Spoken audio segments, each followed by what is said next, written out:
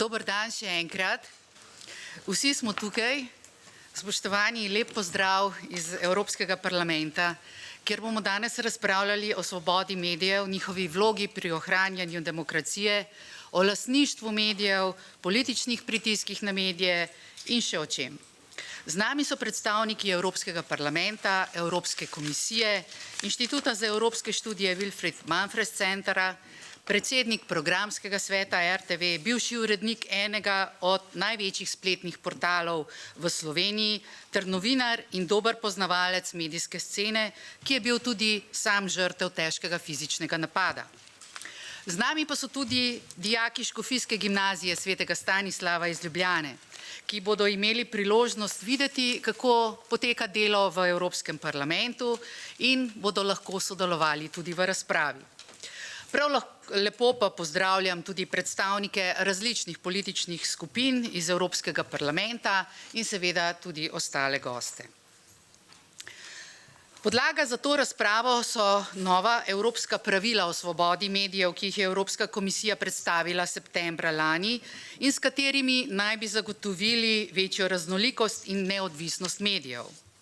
Pričakovanja so izjemno visoka, zato je na to temo, torej kakšna bodo ta nova pravila, bilo že zelo veliko posvetovanj in dogodkov. Večina ta nova pravila pozdravlja, poudarja njihovo pomembnost, a hkrati opozarja tudi na njihovo pomanjkljivo preglednost in izraža pomisleke, kako bo pravzaprav izpeljan prenos iz teorije v prakso.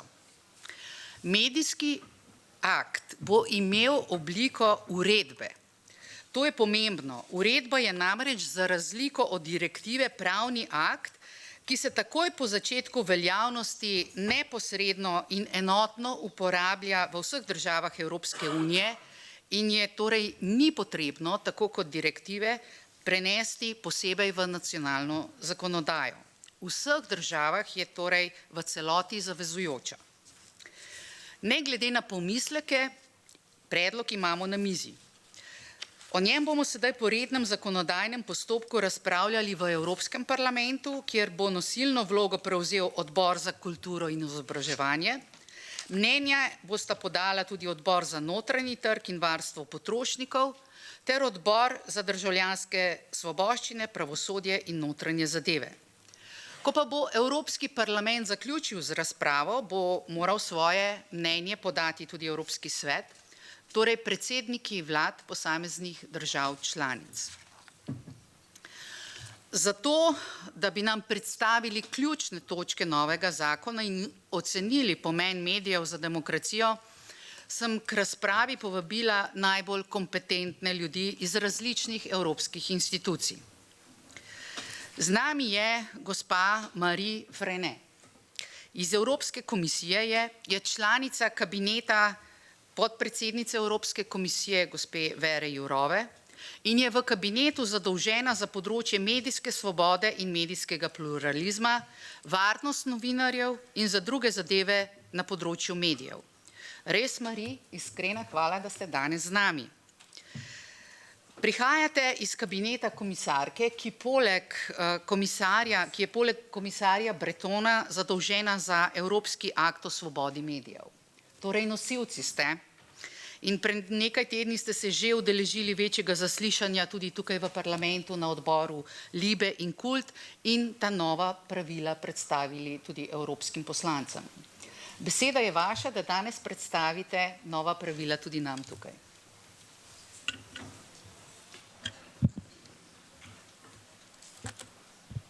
Thank you very much. Hvala lepa. Poslanke in poslanci, gospe in gospodje, vesela sem, da sem lahko danes z vami tu. Rada bi se zahvalila poslanki Tomc za vabilo na ta dogodek. Pomembno je, da sedaj govorimo o svobodi medijev. Vidimo rusko vojno v Ukrajini, kjer uporabljajo orožje, pa tudi propagando. In to nas spominja na to, kako pomembno je delo novinarjev in medijev pri obveščanju vseh. Potrebujemo demokratično vodstvo. Pri demokratičnem vodstvu ne gre samo za ščitenje vrednot v tujini, ampak gre tudi za ščitenje naših pravic in naših svoboščin v Evropski uniji. V zadnjih letih smo videli veliko napadov na medijsko svobodo. V najbolj dramatičnih primerih je to privedlo celo do umorov novinarjev tu v Evropski uniji. Pred 2 tednoma sem bila na Slovaškem s podpredsednico Jourovo. Tam smo zabeležili žalostno obletnico umora Jana Kovčaka, tudi njegova zaročenka je bila tam. Torej, tudi umori novinarjev se še vedno dogaja danes v Evropski uniji. Vsi napadi na medijsko svobodo so dobro zabeleženi, prav zaradi dela Sveta Evrope in zaradi dela državljanske družbe, torej naše družbe. V poročilu o letni vladavini prava opišemo vse to. Od leta 2020 to objavljamo vsako leto. Naj povem na kratko nekaj o tem poročilu za vladavino prava. Ta temelji na 4 stebrih. Najprej gre za neodvisnost pravosodnih sistemov, drugič gre za boj proti korupciji, tretjič gre za svobodo medijev in pluralizem in četrtič gre za preverbo ustavnosti. Podpredsednica Jourova je zadolžena za vladavino prava in nasplošno je zadolžena tudi za vse bistvene vidike vladavine prava. Poročilo vladavine prava opisuje situacijo vsake države. To je izhodišče za dialog z državami članicami in s celotnim svetom. To nam omogoča, da vidimo, kakšni so izzivi v celotni Evropski uniji in da lahko s tem podpremo države članice pri oblikovanju odzivov. Če govorimo o svobodi medijev, vidimo, da nimamo težave le v eni ali v 2 državah Evropske unije. Težave vidimo povsod po Evropski uniji. Videli smo, da vohunijo novinarji, vsi so slišali za škandal glede Pegasusa, glede te vohunske programske opreme. Potem imajo nadzor nekateri mediji, ki so blizu oblasti. Videli smo grožnje javnim medijem. V nekaterih državah je celo težko vedeti, kdo je lastnik medijev. V nekaterih primerih imamo lahko celo umore, kar ogroža medijski pluralizem. In seveda vidimo, da potrebujemo konsolidacijo medijskega sektorja, ampak vseeno moramo tudi preučiti vpliv umorov na medijski pluralizem. Poleg tega imamo tudi digitalno preobrazbo. Imamo tudi vsa pooblastila spletnih platform in zaradi tega so mediji v šibkejšem položaju. Akt o svobodi medijev, ki je bil predstavljen, naslavlja vsa ta vprašanja, ki sem jih opisala. Mi smo res zelo natančno delali na tem, da bi rešili te težave, istočasno pa smo pazili na to, da ne bi razbili strukture, ki dobro delujejo na nacionalni ravni. Tu imamo glavna načela, imamo dovolj prostora tudi za nacionalne specifike. Sedaj bi osvetlila nekaj glavnih vidikov, ki jih želimo doseči z novim zakonom. Najprej imamo prvič v Evropskem zakonu zapisano, da države ne morejo posegati v medijsko svobodo, v uredniško svobodo, ni državnih interferenc v medijih, to ni dovoljeno. Ko gre za javne medije, želimo imeti glavne cilje tudi za imenovanje upravnega odbora, urednikov. Akt tudi določa, da ko gre za financiranje javnih medijev, mora vse to biti pregledno, predvidljivo in vse mora temeljiti tudi na smernicah Evropskega sveta, torej Sveta Evrope, in to morajo države upoštevati. Predlagamo tudi jasne določbe z jasnimi varovalkami, tudi ko gre za nadzor novinarjev. Drugič, v besedilu imate tudi pravila glede preglednosti glede lastništva medijev, kajti menimo, da bi državljani morali vedeti, kdo je v ozadju lastništva medijev. Tu imamo tudi preglednost pri državnem oglaševanju, imamo preglednost tudi pri nadzoru, pri merjenju in pri oglaševanju. Vse to je zelo pomembno na trgu oglaševanja. Tretjič, želimo okrepiti evropsko usklajevanje nacionalnih medijskih regulatorjev. Imamo tudi nov odbor, ki bo imenovan. Tam bomo zbrali 27 nacionalnih organov, oblikujemo nove mehanizme, da bi izboljšali sodelovanje in solidarnost, vključno z grožnjami pred tujo propagando. Vidimo, da imamo rusko informacijsko vojno. Izvrševanje sankcij je sicer prineslo nekaj izzivov, ampak to želimo rešiti z novim zakonom. Odbor bo tudi podajal nezavezujoča mnenja, imeli bomo tudi vse ukrepe, ki bodo vplivali na enotni trg. Odbor prinaša nekaj novega, to je posodobitev obstoječe skupine nacionalnih regulatorjev. EFGA, to že obstaja, ti, ki poznate to skupino, boste vedeli. Ta akt bo okrepil to skupino, dal bo več neodvisnosti in odgovornosti tej skupini in to bo dobro opredeljeno v zakonu. Potem želimo predlagati več varovalk tudi za medije in okolje, želimo poskrbeti za to, da bodo platforme bolj osredotočene na vsebino glede na poklicne standarde, torej platforme morajo obvestiti medije, preden umakne vsebino. Poslanke, poslanci, gospe in gospodje, akt o svobodi medijev določa načela za celotno Evropsko unijo, zato da lahko novinarji dobro opravljajo svoje delo. Nujno moramo delovati, upam, da se lahko zanašamo na Evropski parlament, na države članice, da bodo podprle besedilo, da bomo lahko to sprejeli, ko bo možno. Hvala. Hvala lepa, Mariji, za to prezentacijo, za uvodno predstavitev. Zdaj pa besedo dajem mojemu kolegu, gospodu Vladimirju Belčiku, ki je poslanec v Evropskem parlamentu, član odbora za državljanske svoboščine, pravosodje in notranje zadeve, je tudi član posebnega odbora o tujem vmešavanju v vse demokratične procese v Evropski uniji, tudi o dezinformacijah ter za večjo integriteto, preglednost in odgovornost v Evropskem parlamentu. Je tudi član že prej omenjenega odbora za preiskavo uporabe programa Pegasus in podobne vohunske programske opreme za nadzor in, kar je za nas tukaj najpomembneje, danes, ko govorimo o medijskem aktu, je tudi poročevalec Evropske ljudske stranke, poročevalec v senci za Evropski medijski akt. Predsednica Evropskega parlamenta Roberta Metsola je zapisala: novinarji imajo v naši družbi ključno vlogo. Brez svobodnih medijev demokracija ne obstaja. Naša dolžnost je, da jih zaščitimo in omogočimo možnost svobodnega raziskovanja brez groženj. Tudi v eno od številnih resolucij, ki jih tukaj v Evropskem parlamentu sprejemamo, v povezavi z mediji smo zapisali podobno. Neodvisno, nepristransko, profesionalno in strokovno novinarstvo ter dostop do pluralističnih informacij sta ključna stebra demokracije. Vlado, z novim medijskim aktom se boš kot poročevalec v senci moral zelo podrobno ukvarjati in tvoje pripombe bodo zelo pomembne. Ali lahko pričakujemo, da bo končno besedilo takšno, da bo zagotovilo večjo raznolikost in svobodo medijev, kot je cilj, in da bo zagotovilo neodvisno in strokovno novinarstvo? Izvoli.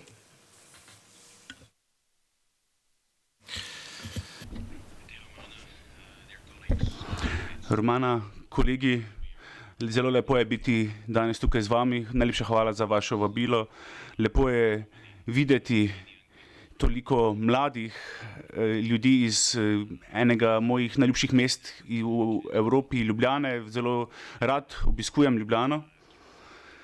Vedno znova se rad tavam po tej prestolnici. Danes govorimo o zelo resni temi in vesel sem, da lahko se z vami pogovorim o tej temi. Sem poročevalec v senci o Evropskem aktu o svobodi medijev in govorili bomo o tem v odboru za državljanske svoboščine in to je zelo pomembna tema. Svoj čas bom izkoristil, da vam podam svoje mnenje in reakcije glede te situacije, glede sektorja medijev in glede tega, kaj počnemo na ravni Evropske unije, da bi zagotovili, da je svoboda medijev in neodvisnost medijev in pa tudi kakovost medijev, da so te vrednote zaščitene.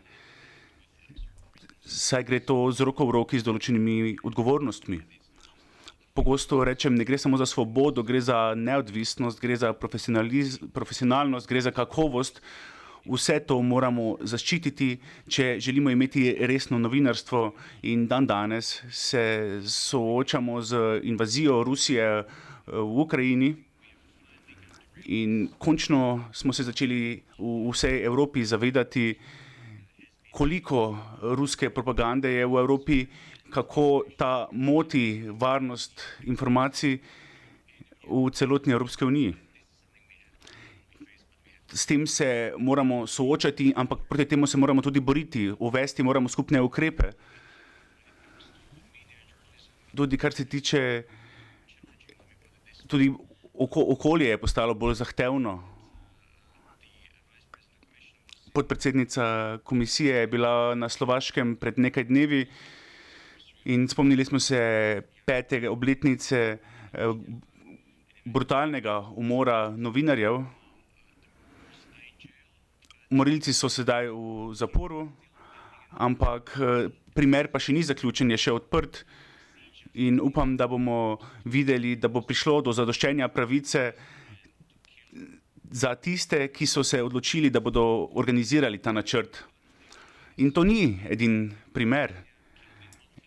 Prišlo je do umora 2017 v Malti, ampak to ni samo nekaj, kar se dogaja v državah, ki so se pridružile Evropski uniji v letu 2004. Naj vas spomnim na primer Gerusa Karagaisina v Grčiji, ki so ga ubili v mafijskem umoru v Grčiji, ampak tudi Petra de Vriesa, ki je bil ubit na Nizozemskem lani, če se prav spomnim. Torej, to je tudi bil nekakšen mafijski umor. Torej, novinarji po vsej Evropi se soočajo z grožnjami in najti moramo odgovore na ravni evropskih držav, ampak moramo najti pa tudi skupen evropski odziv. Zakaj pa je to pomembno?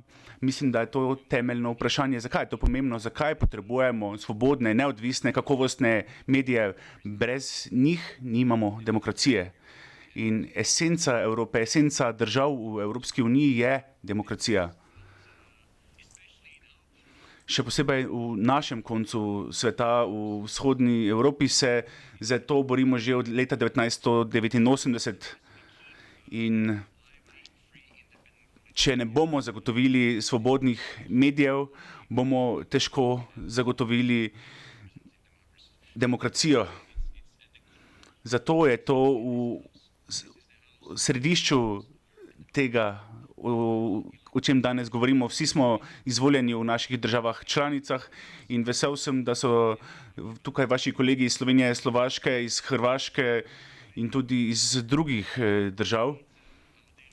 In naše vsakodnevno delo se tiče demokratičnih praks in svobode medijev. Torej, kakšen je evropski odziv? Prisluhnili ste kolegici iz Evropske komisije glede esence Evropskega akta o svobodi medijev in to je predlog, o katerem bomo govorili v Evropskem parlamentu. Seveda upamo, da bomo to zakonodajo sklenili do konca letošnjega leta.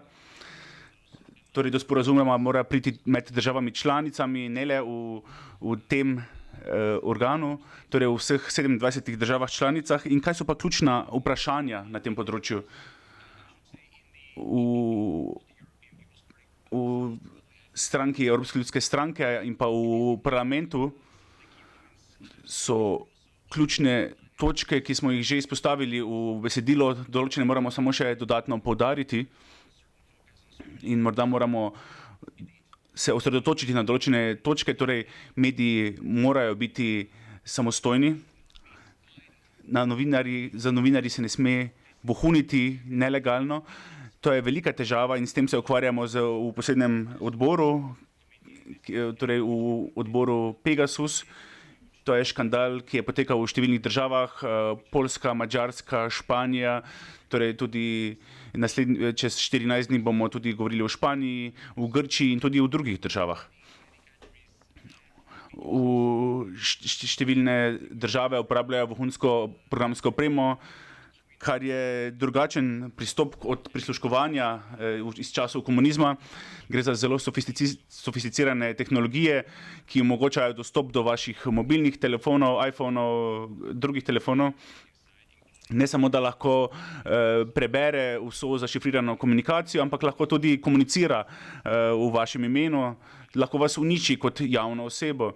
In novinarji so bili žrtve napada, najti moramo rešitev za žrtve, ampak tudi zaščite, da te programske opreme ne bodo zlorabljali. Potrebujemo neodvisne javne storitve z neodvisnim financiranjem. imamo novice na spletu in vi vsi mladi, če vas vprašam, ali berete tiskane časnike, koliko vas bo dvignilo roko? Jaz bom dvignil mojo roko, saj še vedno rad natisnem časopis v rokah, ampak to je seveda čas, ker sem iz starejše generacije, sedaj pa beremo novice na naših napravah.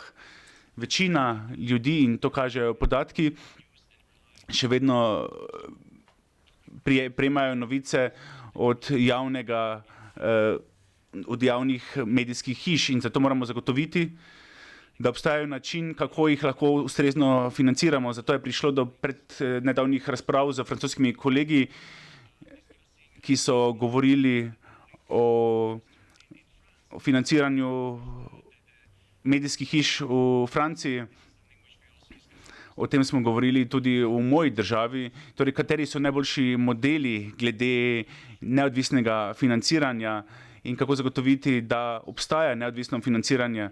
Pod politiki se menjamo, sedaj smo izvoljeni, sedimo tukaj, drugo leto pa bomo morda počeli kaj drugega. Pomembno je pa, da institucije ostanejo. In preglednost lastništva, to je zelo pomembno, ko govorimo o zasebnih medijih. Na trgu je veliko zasebnih medijev. Vprašanje je, kdo je njihov lastnik, kdo se okorišča z dobički. Se lahko tako odgovorimo na vprašanje, za koga delajo ti novinarji. In če imamo zaščito delovnih mest novinarjev, ljudje morajo imeti možnost, da vedo, da se jutri ne bodo znašli na cesti. In vse te točke si bomo zelo podrobno pogledali. Sedaj pa bi govoril še o 3 točkah, na katerih delamo v parlamentu, ampak tudi širše v Evropski uniji, da zaščitimo neodvisnost medijev. Prva točka je akt o digitalnih storitev, tega smo sprejeli v lanskem letu. Vesel sem, da sem lahko tudi na tem delal kot poročevalec v senci, to je pomembna zakonodaja, saj prvič se ukvarjamo z vsebinami na spletu in to bo regulirano na ravni Evropske unije. To ne pomeni, da ne morete pisati, kaj želite na svojih družbenih medijih. Podpiram svobodo govora. Vprašanje je, kako se stvari širijo. Če so stvari skladne z zakonom, jih lahko zapišemo. Lahko pa se verjetno strinjamo, da to, kar je nelegalno v živo, mora biti nelegalno tudi na spletu. In to je siva cona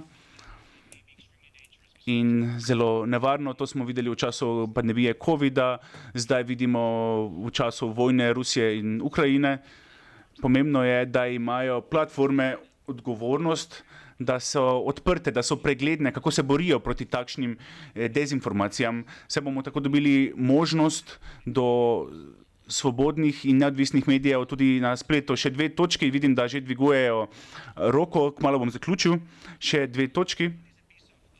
Prva je zakonodaja, ki se tiče tako imenovanih slepov, in to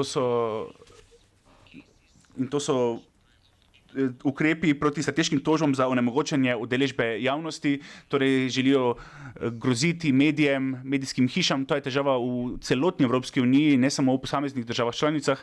In zdaj razvijamo skupen pristop, kaj so ti slepi in kako ustvariti orodja za strokovnjake, da se lahko borijo proti tem tožbam.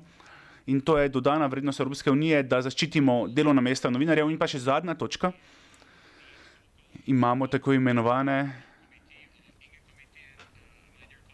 poseben odbor. To je odbor, ki se ukvarja s tem, kako se lahko borimo proti vmešavanju in pa zaščiti demokracije, svoboda, neodvisnost medijev in sistematičen boj proti nevarnim dezinformacijam.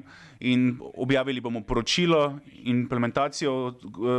Na tem delamo s komisijo in tudi odbor si bo pogledal, kako daleč smo prišli. Torej, če se vrnemo na točko demokracije, v letu 2024 bomo imeli evropske volitve.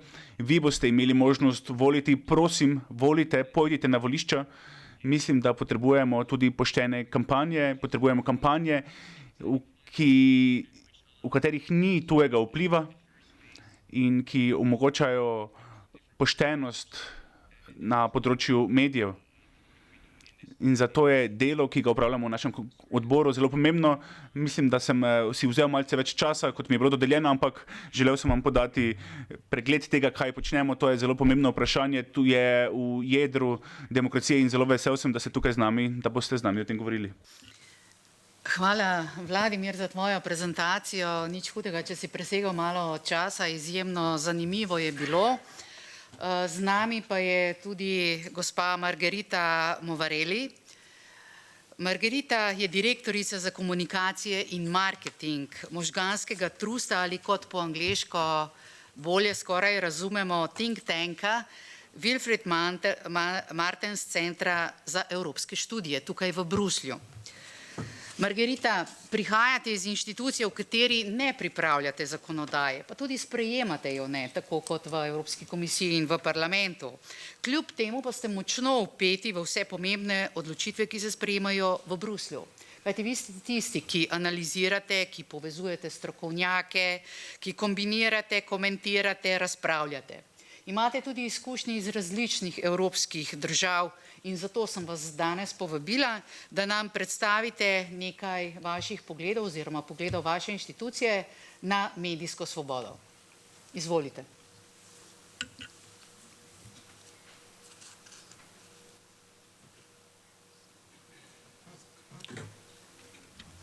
Yes, thank you very much. Ja, hvala lepa. Najprej hvala za to prijazno vabilo. Dobro jutro vsem skupaj. Res je, omenili ste že, s čim se ukvarjamo, ampak vseeno bi svoj prispevek začela s tem, da bi osvetlila to, kaj lahko prinesem k tej razpravi. Prihajam iz Evropskega možganskega trusta, kot je omenila gospa Romana Tomc. Ta trust je seveda močno aktiven na področju raziskav, političnih raziskav tu v Bruslju in v državah članicah. Kot veste, je Martens Center uradni možganski trust Evropske ljudske stranke. Na nek način nismo institucija, kot Evropska komisija ali pa Evropski parlament, prav tako nismo medijska hiša, nismo založnik, ampak vseeno, kot je bilo omenjeno, tesno sodelujemo z evropskimi institucijami, s vsemi institucijami, sodelujemo z medijskimi platformami, z novinarji, ne samo v Bruslju, ampak bi rekla povsod po Evropi. Velik del naših dejavnosti poteka tu v Bruslju. Mogoče ste bili celo nekateri že na naših dogodkih, poznate naše dejavnosti, mogoče spremljate našo spletno stran ali družbene medije, ampak velik del naših dejavnosti poteka v sodelovanju s partnerji, strokovnjaki in drugimi, ki prispevajo k našemu delu iz različnih držav članic. Torej vidimo veliko skupnih izzivov na evropskem medijskem prostoru, istočasno pa vidimo tudi veliko raznolikosti v kontekstu nacionalnih medijev. Po drugi strani prav tako vidimo, da gre tu za nujne zadeve. Zato je zelo pomembno, da evropske institucije in tisti, ki sprejemajo politične odločitve, delujejo sedaj. Slišali smo, kako pomembno je imeti neodvisnost in svobodo medijev. Tudi drugi govorci tu to bolje poznajo kot jaz, imajo več izkušenj, so bolj kvalificirani za bolj tehnične zadeve glede Evropskega akta o svobodi medijev. To je bilo že predstavljeno strani gospe Herold, potem imamo seveda zakonodajne procese, imamo tudi posebnosti slovenskih primerov. V svojem prispevku se želimo osredotočiti na izzive, ki jih lahko tu opredelimo in ki jih lahko obravnavamo iz širše evropske perspektive. Seveda so bili nekateri izzivi že omenjeni strani drugih govorcev. Nimam veliko časa, zato bi se osredotočila na 3 izzive. Neodvisnost medijev, iz uredniškega vidika ali iz drugih vidikov, kjer imamo lahko pritiske. To je prva točka. Druga točka. Financiranje in finančna stabilnost medijskih hiš. In tretja točka, kakovostni standardi. Ti trije vidiki so močno povezani, kot si lahko predstavljate. Po eni strani vemo, da je novo digitalno obdobje prineslo širitev ponudbe in dostopnosti informacij. To je sicer pozitivno. Po drugi strani pa je to povečalo konkurenčnost in to je prineslo revolucijo medijskih poslovnih modelov. Žal, imamo tu veliko uredniških pritiskov, imamo medijsko politizacijo, klientelizem. Te zadeve niso nove. To poznamo na medijskem prizorišču po vsej Evropi. Ampak ta nov digitalni kontekst je prinesel nove pritiske za novinarje, medijske platforme in za založnike. Mediji so pod pritiski. To ne pravim samo jaz. To so megatrendi, ki so bili ugotovljeni strani evropskih institucij, ampak to vidimo tudi v drugih poročilih. In to je zaskrbljujoč trend. Imamo politične pritiske, finančne pritiske. To so skupni izzivi za številne evropske države. In tu vidimo, da potrebujemo preglednost pri državnem financiranju. Potrebujemo pošteno financiranje. Tudi ko gre za državno oglaševanje, mora biti to pregledno. Treba se vprašati, kako lahko medijske platforme dosežejo finančno stabilnost in vzdržnost v tem novem kontekstu. Vse to je ključnega pomena. V tem kontekstu imamo tretje bistveno vprašanje, ki ga želimo omeniti, in to je kakovost. To so kakovostni standardi.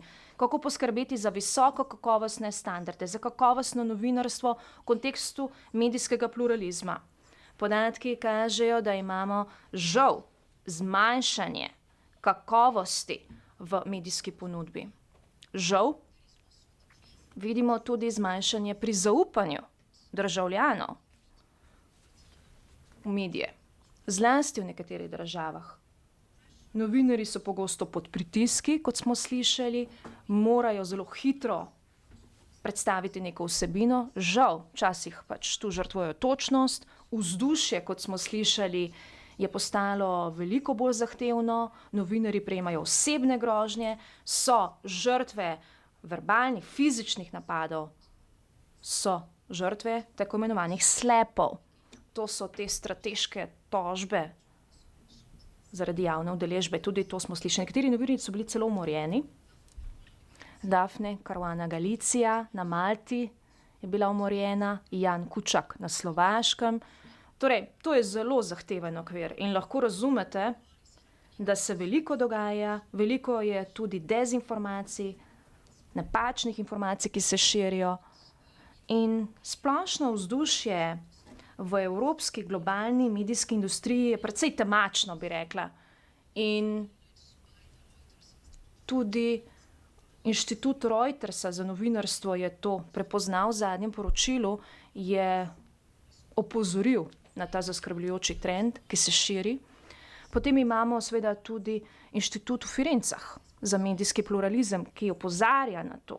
In tu imamo druge zaskrbljujoče trende. Jaz se tega zavedam, vem, da je tu veliko različnih vidikov, ki jih tu omenjam, sedaj istočasno, ampak mislim, da je bistveno, da tu poudarimo, kako zapletena so ta vprašanja. Zlasti, ko delamo v okviru skupnega evropskega okvira, pravil, standardov in skupnih evropskih varovalk. Evropa mora sprejemati pomembne odločitve pri pomembnih vprašanjih in manjše odločitve pri manj pomembnih vprašanjih. Pa ko gre za neodvisnost medijev, je tu seveda to zelo pomembno področje. Tu moramo biti ambiciozni, tržno gledano. Svoboda medijev, neodvisnost medijev, kot smo slišali, to je v srču evropskih vrednot. To je treba ščititi in ohraniti. Ampak, kot običajno, mislim, da so podrobnosti tu najpomembnejše. Kot smo slišali uvodoma, treba se je vprašati, kako zaupati vsem pravilom, kako prenesti pravila iz teorije v prakso, kako to doseči, kako doseči pravo ravnovesje med evropskim in nacionalnim položajem, kako konkretno posegati v to področje pristojnosti. Kaj je lahko dodana vrednost tega Evropskega akta o svobodi medijev? Mislim, da moramo začeti z odgovorom na ta vprašanja. Poskrbeti moramo za to, da se že ukvarjamo s tem. V centru Martens se veliko pogovarjamo o porazdelitvi pristojnosti med Evropsko unijo in državami članicami. glede na zvezne modele, ki izhajajo iz načela subsidiarnosti. Tu gre za to, da moramo stati enotni, spoštovati pa moramo raznolikost. Torej, biti moramo enotni pri glavnih vrednotah in tu gre za neodvisno svobodo medijev. Imamo varovalke, ki jamčijo ščitenje vseh teh načel, istočasno pa je zelo pomembno, da spoštujemo tudi to, da je vsak nacionalni kontekst drugačen. Vsaka evropska država je tu bistvena v tem procesu. Vsaka država je drugačna, ima svoje specifike, svoje razlike. Treba doseči pravo ravnovesje pri harmonizaciji, poenotenja na evropskem medijskem trgu. To je bistveno pri tem regulativnem okviru. Zaključila bi in rekla, da delamo v smeri preglednosti, neodvisnosti pluralističnih medijev. To je v interesu vseh. In mislim, da je to seveda samoumevno. Vsi se strinjamo tu s tem. To je v interesu politikov, novinarjev, medijskih hiš, urednikov, založnikov. Ampak istočasno je to tudi v interesu državljanov in naše demokratične družbe. Evropska unija na tem področju že veliko počne, s tem se je ukvarjala še pred Evropskim aktom svobode medijev. Sedaj se vsi trudijo, vsi upajo, da bo ta akt seveda tu prinesel pomembne ambiciozne cilje, da bo to velik korak naprej, da bo to pomagalo Evropi preseči te vrzeli in nadaljevati hitro. Ampak, če želimo to doseči, potem potrebujemo zelo splošno, zelo inkluzivno razpravo. In bolj, ko bomo vseobsegajoči, bolj bomo uspešni. Treba je upoštevati vsa stališča, vse perspektive, vse interese na evropski ravni in nacionalnih ravneh. Zato, da bi lahko v to vključili tudi vlade in države članice. To je zelo pomembno. Seveda, imamo pri teh zadevah bistvene vrednote. V demokratičnih družbah se vsi strinjajo s tem. Potem pa gre za izvajanje in regulacijo. In izvajanje je precej bolj zapleteno. Upam, da mi je uspelo osvetliti vsaj nekaj bistvenih izzivov. Še enkrat prisrčna hvala za vabilo. Sem zelo vesela, da sem tu in z veseljem bom prisluhnila tudi slovenskim gostom in vesela sem, da sem vključena v to razpravo. Hvala. Hvala lepa Margeriti za to prezentacijo in že sama je lepo napeljala, da prehajamo zdaj k bolj konkretnim zadevam, tudi k izkušnjam, ki jih imamo v Sloveniji. V Sloveniji največ o slovenskih medijih seveda vemo tisti, ki jih dnevno spremljamo in ki razumemo slovenski jezik. Niti kolegi tukaj v parlamentu, niti na komisiji naših medijev ne spremljajo redno. Njihova velika težava pa je tudi v tem, da ne razumejo slovenskega jezika, zato so odvisni od zunanjih informacij. Te zunanje informacije pa prihajajo do njih pogosto tudi precej izkrivljene ali pa nepopolne. In zato na tej nekako neoptimalni podlagi morajo sprejemati odločitve, na takšni podlagi nastajajo tudi kakšna poročila. Zadnje in pa tudi predzadnje poročilo Evropske komisije o vladavini prava, kjer je zajeto tudi področje medijev, pravi, da imamo v Sloveniji velike težave z mediji. Zato je evropska zakonodaja, ki se zdaj pripravlja in sprejema, za nas še toliko bolj pomembna. Mogoče nam bo v tej razpravi uspelo ugotoviti, ali bo Bruselj tisti, ki bo prispeval k boljšemu medijskemu prostoru tudi v Sloveniji ali ne. To so ambicije.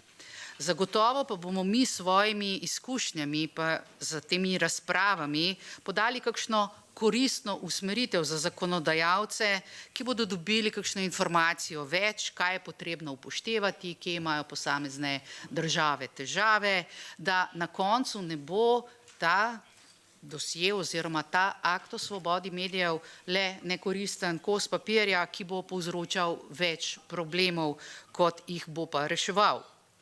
Z namenom, da pa naši kolegi iz evropskih institucij dobijo prave informacije, da jih tudi prenesejo naprej, da pridejo do pravih ljudi, sem povabila 3 goste iz Slovenije. Pa naj najprej razložim, zakaj ravno njih. V Sloveniji je v teku poskus popolne politične podreditve nacionalnega medija RTV Slovenija. Mnogi menijo, da je bil glavni namen tega zakona odstranitev vodstva, ki stoji kot neka ovira na poti pri doseganju tega cilja. Način, kako si je vladajoča politika zamislila politizacijo RTV, je najbolj nazoren primer tega, kar nova evropska zakonodaja prepoveduje. Zagotovo pa je zato najboljši možni sogovornik na to temo dr. Peter Gregorčič, ki je predsednik programskega sveta RTV in tudi pobudnik ustavne presoje zakona o RTV. Naš drugi sogovornik, Peter Jančič, je dolgoletni novinar, tudi bivši glavni urednik enega izmed največjih slovenskih portalov, ki je posredno v lasti države in si je upal objaviti tudi kakšno kritiko zoper vlado. To ga je stalo uredniškega položaja, saj ga je nova vlada po prevzemu oblasti pač na nek način ostavila oziroma poskrbela, da je Peter Jančič svoje uredniško mesto in tudi zaposlitev izgubil. Tretji naš sogovornik je Miro Petek. Prej smo omenjali novinarje, ki so izgubili svoja življenja. Tudi Miro Petek ga skoraj je. Pred leti so ga pretepli skoraj do smrti, ker je pisal o stvareh, o katerih ne bi smel pisati. Zaščitil ga ni nihče, niti sodišče, ki je osumljence za napad oprostilo. Kot nekdo z dolgoletnimi izkušnjami v medijskem prostoru lahko zagotovo verodostojno govori tudi o širši problematiki novinarskega ceha, hkrati pa je tudi kot bivši vodja direktorata za medije na Ministrstvu za kulturo izredno dobro seznanjen z razmerami na področju medijskega lastništva. Kot smo slišali, je prikrito medijsko lastništvo velik problem.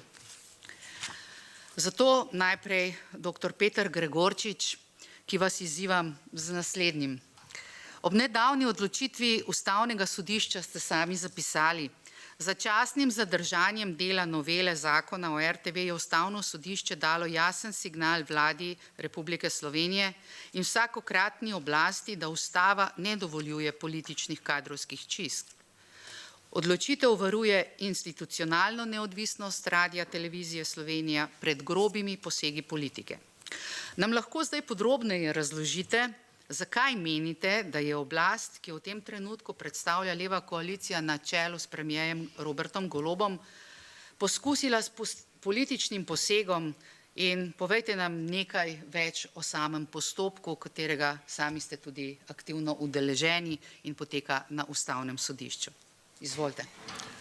Spoštovana gospa Tomc, spoštovani vsi ostali, lepo pozdravljeni in res iskrena hvala za povabilo. Sem torej Peter Gregorčič. Od začetka lanskega leta sem predsednik programskega sveta Radio Televizije Slovenija.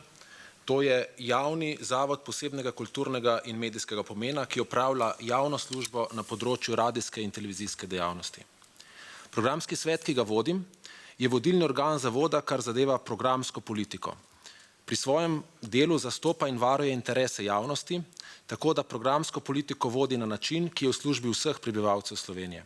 Pri tem v duhu vsebinske enakosti upošteva večino in avtohtoni narodni skupnosti, manjšine in tudi skupine s posebnimi potrebami. Varuje torej načelo javnosti. Programski svet, katerega sestava se z nedavno sprejeto novelo zakona o Radioteleviziji Slovenije spreminja, sestavlja 29 članic in članov iz vseh družbenih skupin, večino v njem pa tvori 16 članov, ki jih je z absolutno večino izvolil Državni zbor na predlog uporabnikov vsebin RTV Slovenija in civilne družbe. Sam sem bil vanj izvoljen kot en izmed predstavnikov civilne družbe, predlagalo me je miselno vozlišče, ki skozi svoje delovanje promovira temeljne evropske vrednote.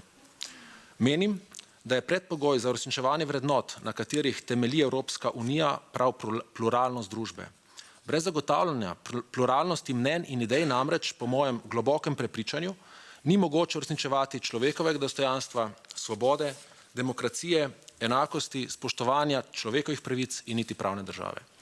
Za zagotavljanje pluralnosti sta ključna dva družbena podsistema: svoboda izobraževanja in svoboda medijev.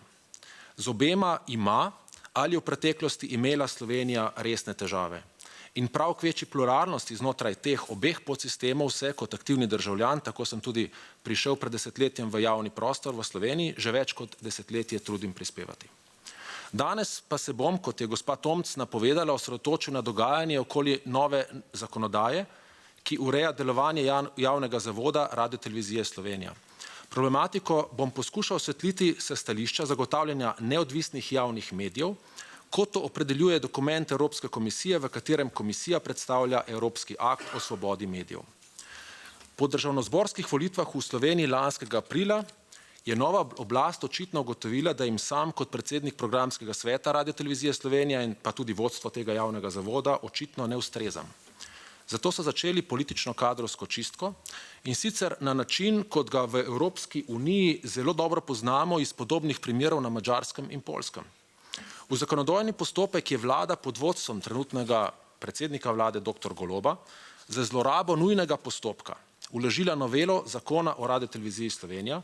Na ta način je ob povsem onemogočeni vsakršni javni razpravi in med poletnimi počitnicami želela odstaviti organe upravljanja in nadzora javne radiotelevizije ter te vodstvene kadre zamenjati s sebi lojalnimi. Zakonodajalec je zlorabo parlamentarne večine sprejel prehodne določbe novele, po katerih so takoj ob njeni uveljavitvi ex lege več kot 3 leta pred iztekom mandatne dobe prenehali mandati generalnemu direktorju, direktorjema radija in televizije ter vsem članom programskega in nadzornega sveta in nanju vezanih odborov.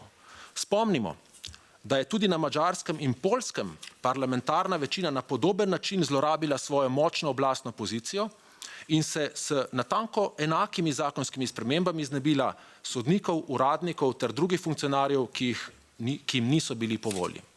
Zaradi tega sta bili Madžarska in Poljska obsojeni pred Evropskim sodiščem za človekove pravice in sicer v zadevah Baka proti Madžarski in Grzeda proti Poljski. V podobni zadevi pa je za Madžarsko, ker je madžarski temeljni zakon konec leta 2011 ex lege prekinil mandat madžarskega informacijskega pooblaščenca, skoraj 3 leta pred njegovim iztekom, sodišče Evropske unije presodilo, da s tem Madžarska ni izpolnila svoje obveznosti po pravu Evropske unije. Da bi v Sloveniji preprečili tako očitno zlorabo oblasti, ki je v nasprotju z minimalnimi standardi evropskega prava človekovih pravic, smo se takoj po javni objavi novele zakona obrnili na naše ustavno sodišče. Pobudo s predlogom za začasno zadržanje izvajanja zakona smo vložili predstavniki organov, ki so jamstvo dejanske svobode izražanja RTV Slovenija in njene javnosti. Na ustavno sodišče smo vložili z namenom, da zavarujemo institucionalno neodvisnost tega javnega zavoda. Ta pobuda je namreč edino pravno sredstvo, s katerim lahko trenutni oblasti preprečimo samovoljno, arbitrarno in grobo politično podrejanje naše javne radiotelevizije. Iz dokumentov Evropske komisije je razvidno, da je Evropska komisija pri pripravi Evropskega akta o svobodi medijev v okviru zagotavljanja neodvisnih javnih medijev zasleduje cilj, da bodo, navajam, pobudniki javnih medijskih storitev morali zagotavljati pluralnost informacij in mnenj na nepristranski način in v skladu s svojimi obveznostmi javne službe. Konec navedka. Ukolikor se v neki državi, v tem primeru v Sloveniji, uveljavi načelo, da lahko vsakokratna oblast mandate organov upravljanja nadzora javnih medijev prekine brez ugotavljanja pogojev, ki so za to sicer predpisani, se s tem organom povsem odvzame zagotovljeno avtonomnost in odgovornost, ki morata biti razvidni in predvidljivi. Na ta način pa se položaje teh organov, ki so dejanski edini garant zagotavljanja pluralnih in neodvisnih informacij, močno izpostavi vsakokratni razporeditvi politične moči ustanovitelja, torej državne oblasti. Posledično taki organi upravljanja nimajo več ustreznih pogojev za neodvisno in nepristransko delovanje. Zato njihovo delovanje postaje na dolgi rok pristransko in sicer v korist vsakokratni politični oblasti. Brez relativne samostojnosti in strokovne neodvisnosti navedenih vodilnih delavcev v razmerju do nosilcev družbene in politične moči ter do vsakokratne oblasti si zato ni mogoče zamisliti neodvisne javne radiotelevizije.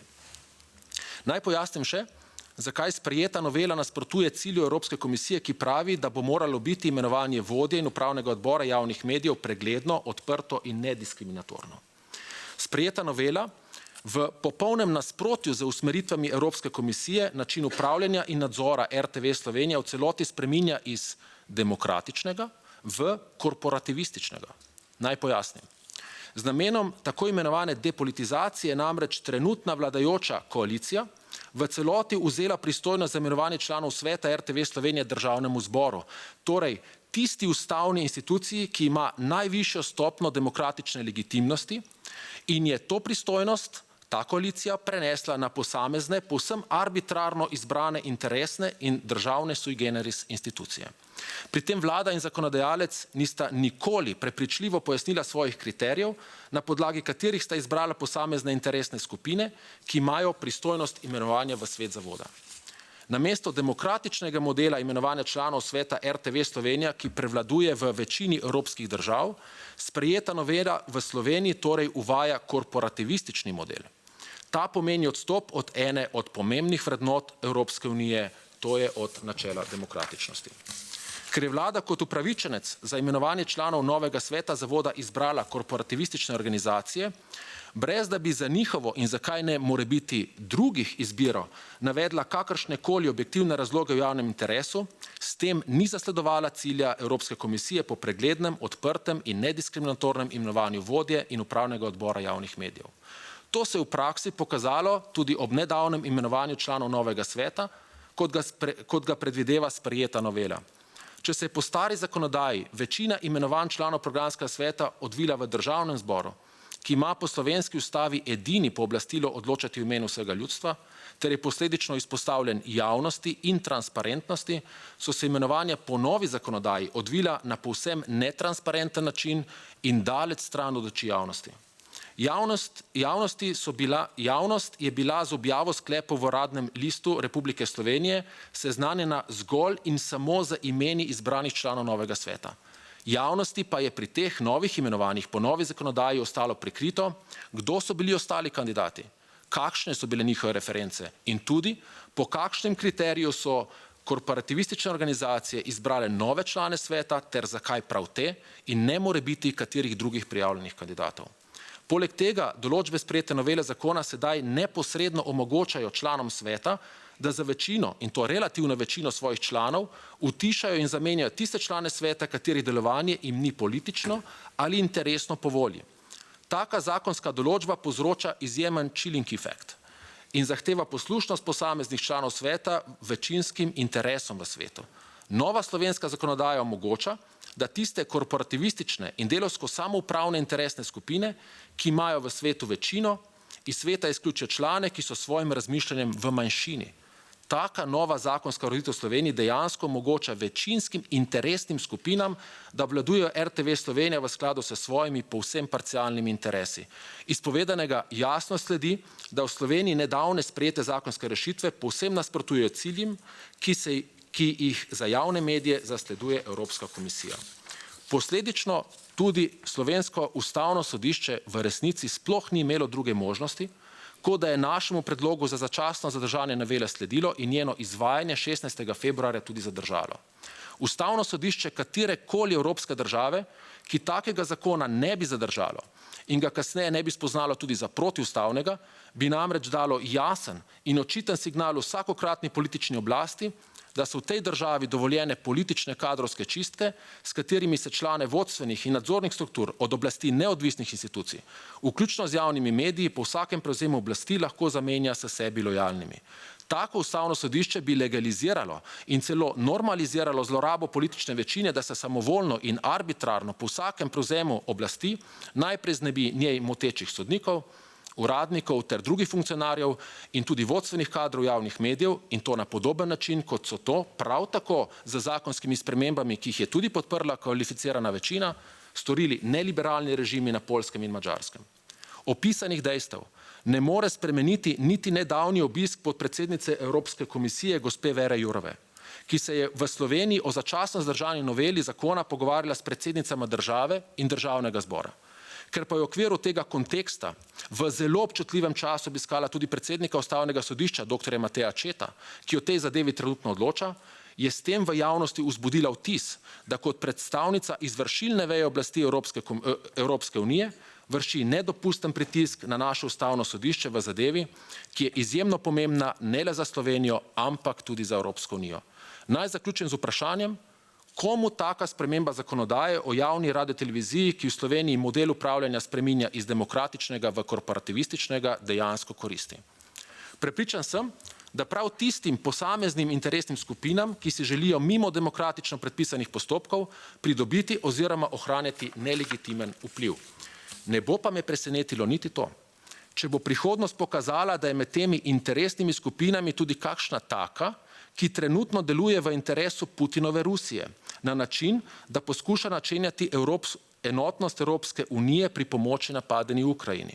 Prav medijske dezinformacije so namreč za Putina izjemno pomembne, kar je v svoji razpravi danes izpostavila tudi predstavnica Evropske komisije. V Sloveniji se je nedavno pojavil mirovniški manifest k takojšnji ustavitvi vojne v Ukrajini. To javno pismo je relativiziralo krivdo Rusije s poročilom, da je Ukrajina žrtev posredniške vojne med dvema vodilnima jedrskima velesilama, Rusijo in ZDA, za vplivna območja.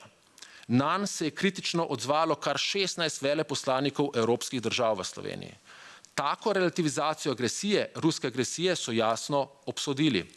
Med podpisniki tega manifesta, ki uporablja zelo podobno retoriko Orbanovi na Madžarskem, najdemo na primer dva bivša predsednika naše države, župana dveh največjih mest v Sloveniji, več športnikov, univerzitetnih profesorjev, nekdanje ministre, raziskovalce, člane Slovenske akademije znanosti in umetnosti ter pomembne kulturnike.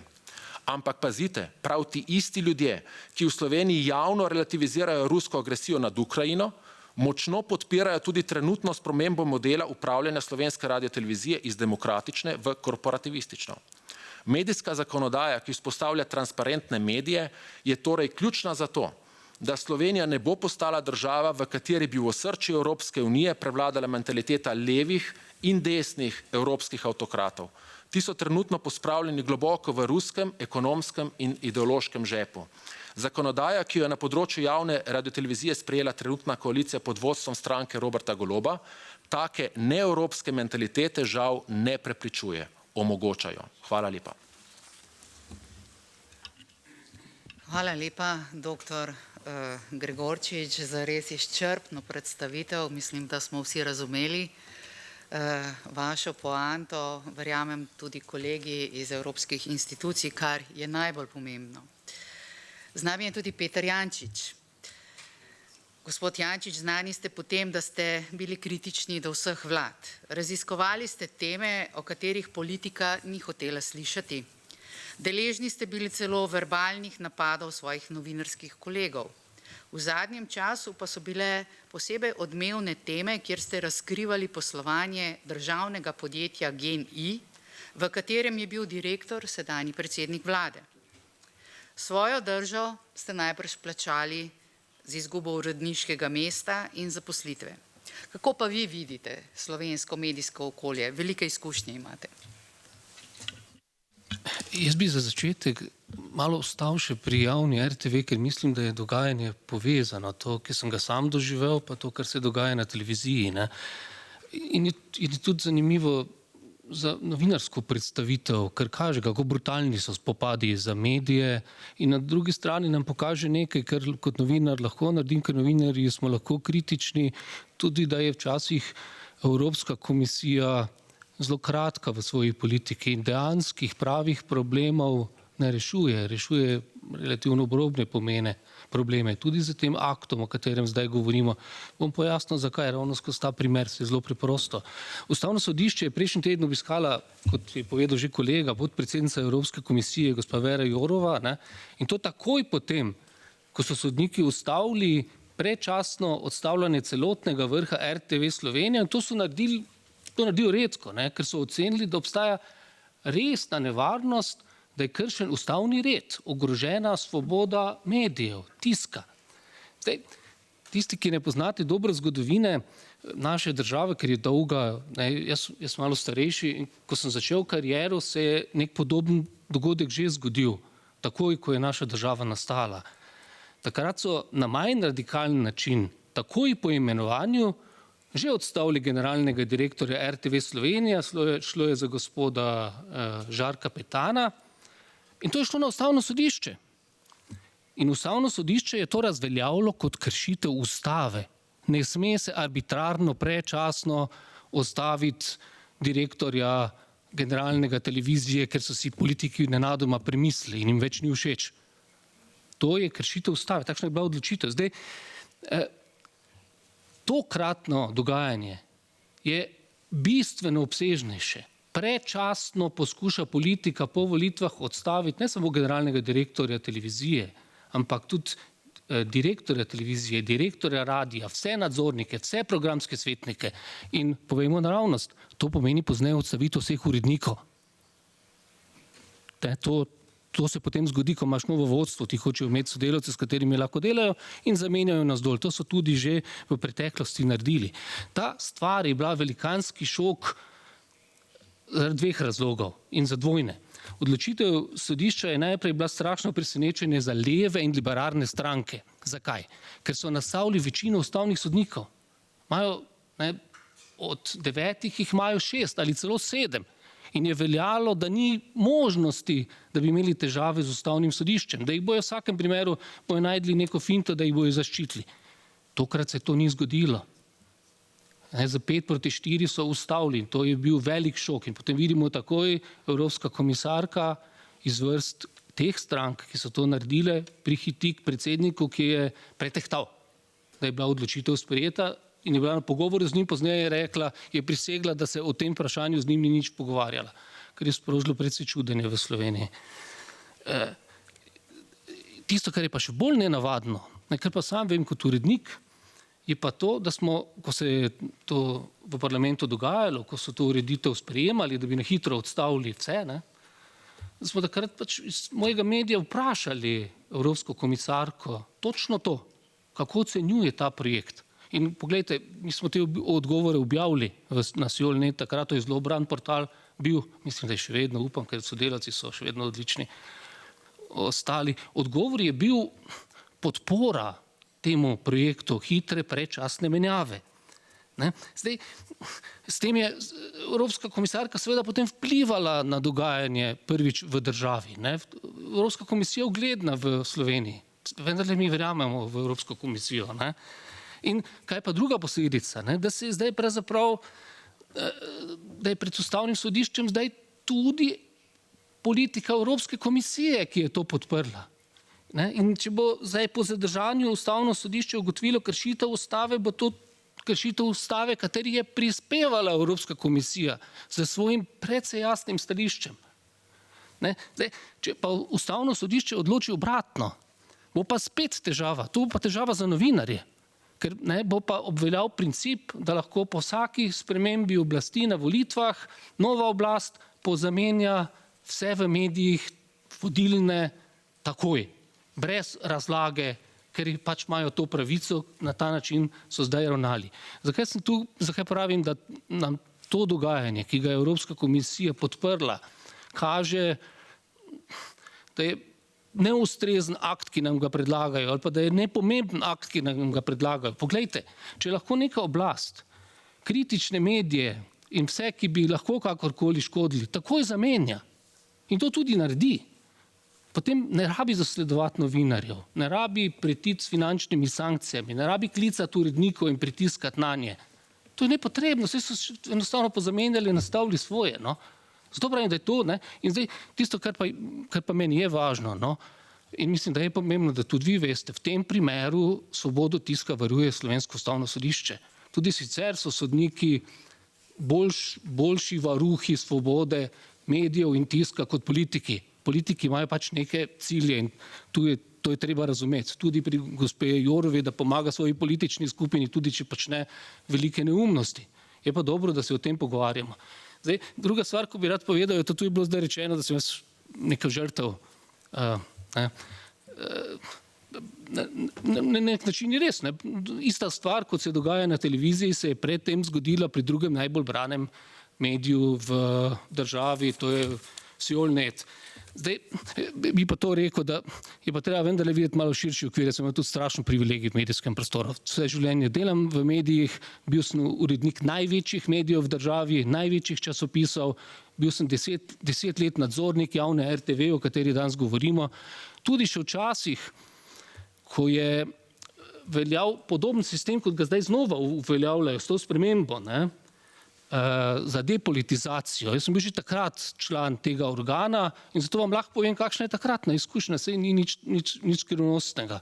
Tam sem bil kot predstavnik Društva novinarjev, to je veljalo, da je pač ni politični organ, ampak takrat je glavni organ upravljanja vodil gospod Janez Kočančič, ki je bil predtem predsednik Socialdemokratske stranke. Še predtem pa pomemben funkcionar komunistične partije v prejšnjem režimu. Zakaj to ni bilo politično? Zato, ker je bil tam na predlog Olimpijskega komiteja, ne pa politične stranke. O tem se danes pogovarjam in stari sistem, ki je nekoč že veljal, malo spremenjen znova uvajajo. Zato je, če boste kdaj delali kot novinarji, zelo dobro študira dogajanje in zgodovino, ker boste ugotovili, da se vse ponavlja in se vrti in vrti. No. Zdaj, na hitro bi vam še opisal, na kak način so pravzaprav izpeljali to zamenjavo na hitro, prečasno v tem drugem mediju. Mene osebno, to vam lahko povem, ker sem sam to doživel, pa tudi javno sem povedal, da bojo to naredili, ker je bilo celo predvidljivo. Malo sem sicer mislil, da niso toliko nespametni, ker je to neumno, ampak so. Ne. Morali so se zelo potruditi, da so me lahko odstavili. Najprej so v parlamentu takoj odstavili po volitvah, odstavili 2 nadzornika Slovenskega državnega holdinga z arbitrarno odločitvijo, da menijo, da to ni bilo v redu, kako sta imenovala, in s tem so si zagotovili večino, da so odstavili celotno upravo Slovenskega državnega holdinga, ki upravlja vsa državna podjetja. Nova uprava je takoj odstavila nadzornike državnega Telekoma, to je največje telekomunikacijsko podjetje v državi.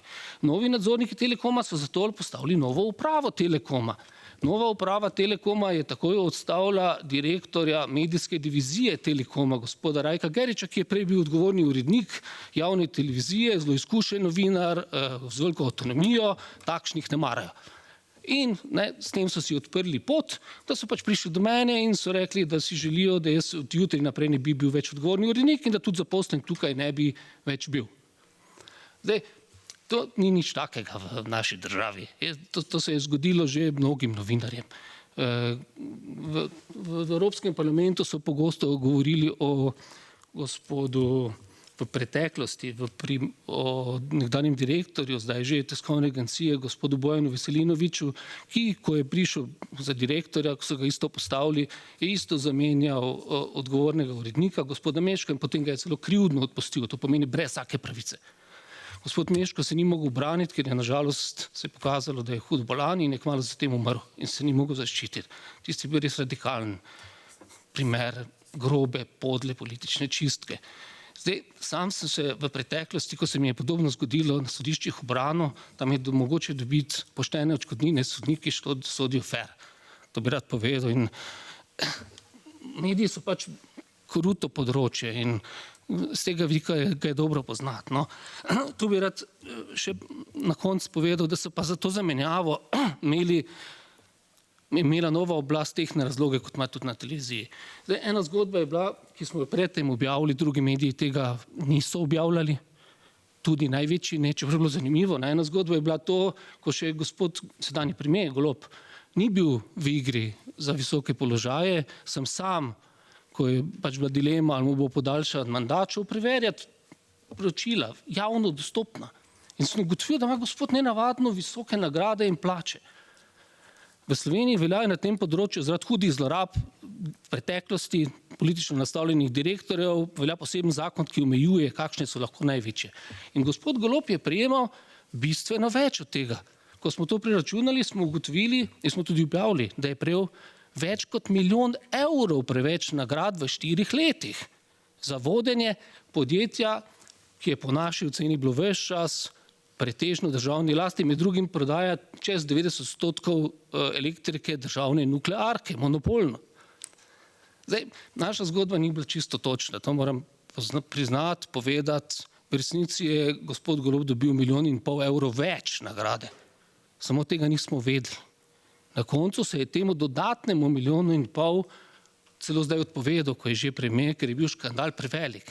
To tudi zaradi tega poročanja, ker smo to razkrili, odprli to temo. No.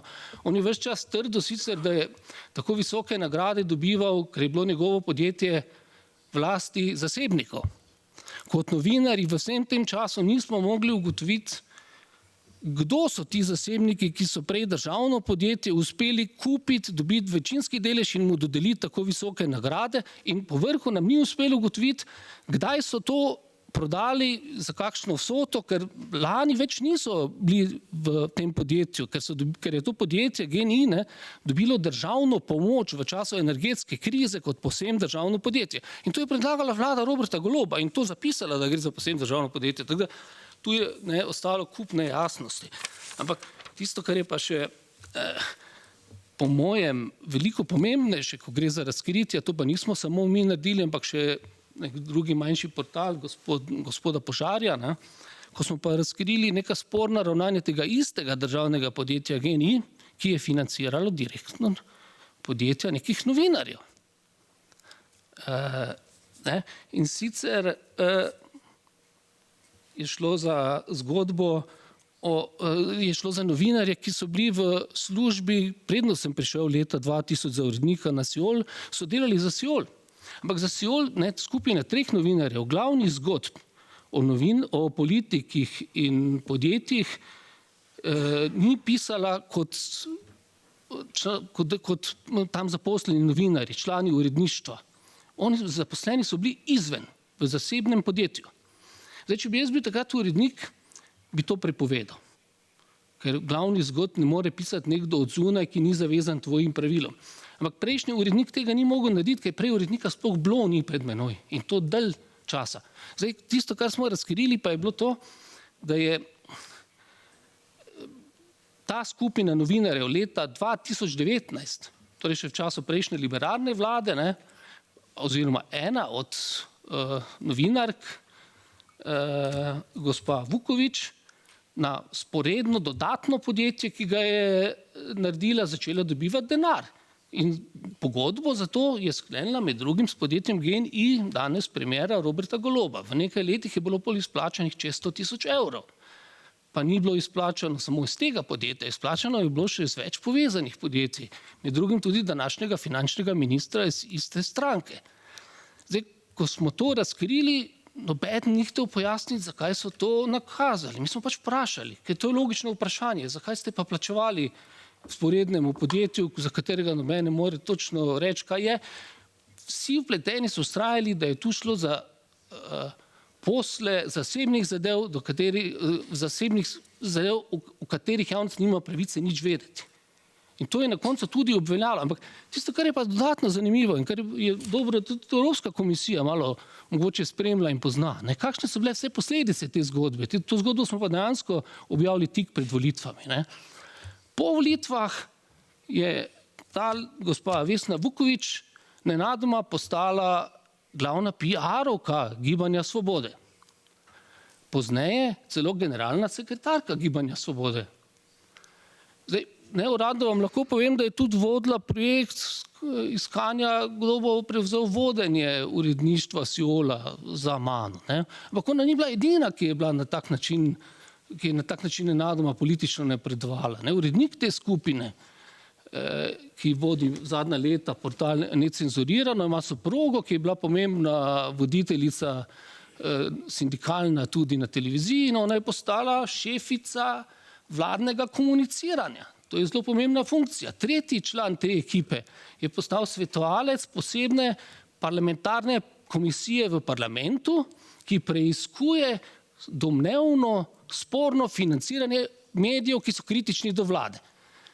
To komisijo pa vodi do nedavna novinarka Mojca Pašek Šetinc in urednica, ki je nenadoma preskočila v politiko in danes pač vodi neko preiskavo in pridobiva, pazite, tudi neke podatke o poslovanju medijev, teh, ki so kritični do vlade, ki niso dostopni sicer nikomor, ki so poslovne skrivnosti, kdo so naročniki, kdo je kako glas plačal, in potem se slišujejo v parlamentu urednike, te oglaševalce in jih skušajo zastrašiti. Zdaj bom pa naravnost povedal. Ko je bil pa predlog, da bi se pa preiskalo dejavnost te skupine, ker je bilo vidno, da so neka nakazila bila, je pa bil ta predlog zavrnjen. Zavrnjen je bil zakaj? Zato, ker ima pač večino. in so izglasovali, da se s tem pa nočejo ukvarjati, kje so težave pač teh, ki vladajo. Ne. Jaz zdaj predstavljam neke probleme, ker mislim, da je prav, da se o njih javno govori pred vsemi, tudi pred Evropsko komisijo, zato da bi bila ureditev. Jaz mislim, da je cilj ureditve, ki jo imate dober, boljša in da bi dejansko reševali probleme. Mediji so namreč dejansko za politiko tudi težko področje, ker imajo vsi v tem pač velike interese, ali bo izvoljeni ali ne, je deloma nažalost odvisno ali pa na srečo ali pa kakorkoli tudi od medijev. In zato je tu vloga tudi Evropske komisije, Evropskega parlamenta težka. In upam, da se lahko iz tega slovenskega primera, če ga bodo bolj podrobno proučili, kot tiste oslarije, s katerimi so se zadnja leta ukvarjali, ne, mogoče vendarle še kaj dodatno naučimo in preprečimo. Jaz si predvsem ne želim tega strašnega položaja, ki ga zdaj imamo, da Slovensko ustavno sodišče presoja, ali Evropska komisija dramatično ne krati za svojimi stališči svobode tiska in govora v Sloveniji, ko je pač podprla nek projekt, jaz mislim, da tudi zaradi političnih razlogov ali pa premalo premišljenosti. Ampak bomo videli, kako bo ustavno sodišče odločilo. No. Vsekakor so pa te dileme izjemno pomembne, pa izjemno resne. No. Hvala lepa, zelo nazorno, čudna, prevelika povezanost med novinarji, politiko. Upajmo, da bo ta Evropski medijski akt pripomogel k temu, da bo tega manj oziroma da tega ne bo. Gospod Miro Petek, kot novinar ste preživeli tako rekoč vse, od fizičnih do verbalnih napadov, dobro poznate medijski prostor v Sloveniji in spremljate delo novinarjev. Ko ste bili zaposleni na Ministrstvu za kulturo, ste se res poglobljeno ukvarjali tudi s problematiko nedovoljene koncentracije medijev in nepreglednega lastništva. To velikokrat omenjamo.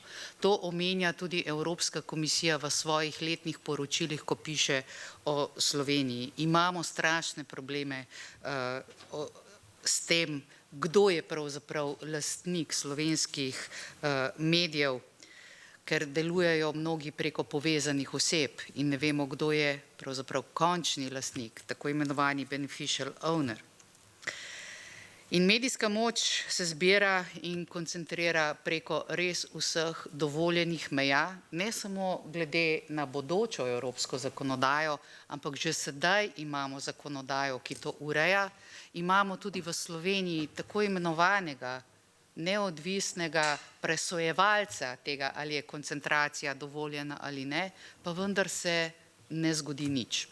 Kaj menite o tem? Lahko poveste kakšno svojo osebno izkušnjo, pa tudi glede lastništva medijev v Sloveniji.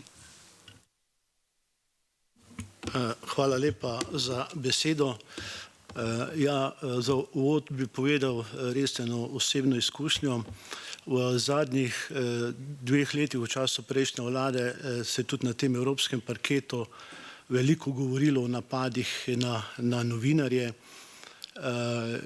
Jaz bi rekel, da edini napad, ki je bil izveden na novinarja v času samostojne Slovenije, je bil napad name. To je bilo leta 2001, ko so me na pragu hiše nameravali ubiti, na vso srečo sem preživel. In to je dejansko bil edini napad, ki je imel to posledico, da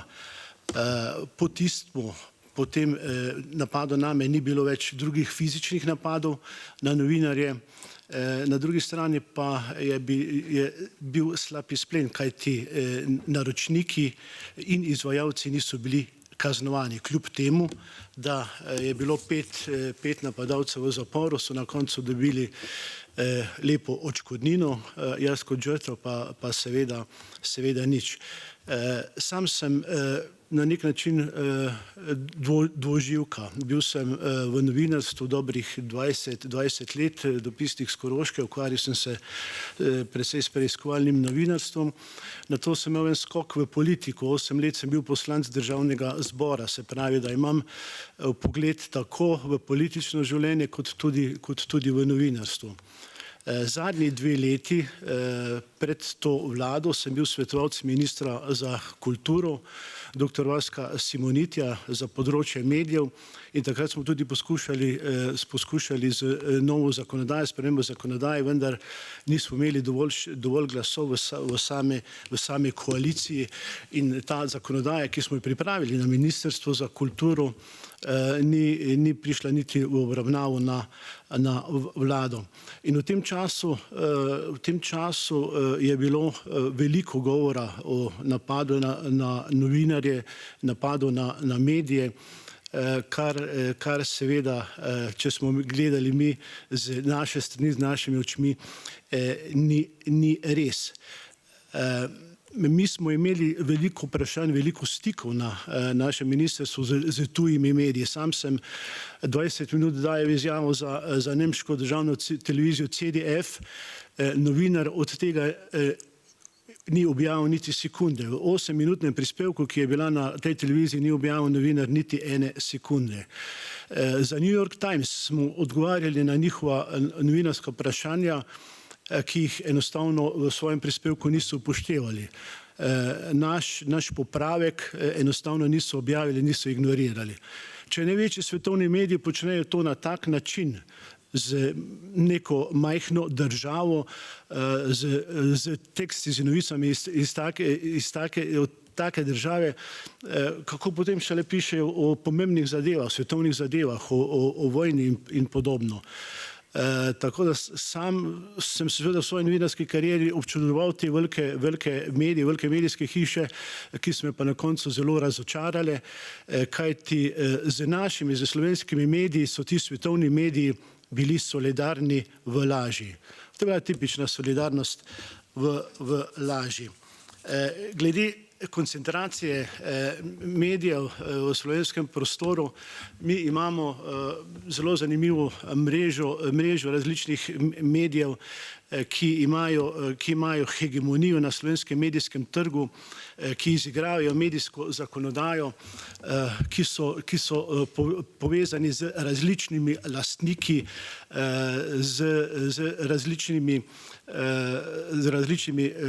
vodji, direktorji, in vse na koncu pa vodijo enega samega lastnika. Naš poskus pred letom dvema, da bi te mreže razbili, ki so škodljivi za samo demokracijo v Sloveniji, je bil, kot že rečeno, jalov.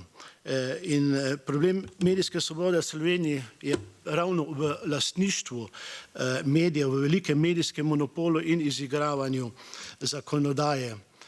In vsa dosedanja leva politika, ki je bila na oblasti skoraj da 2/3 te samostojne Slovenije, je dovoljevala takšen medijski defekt koncentracije, ki danes pomeni resno grožnjo demokraciji v Sloveniji.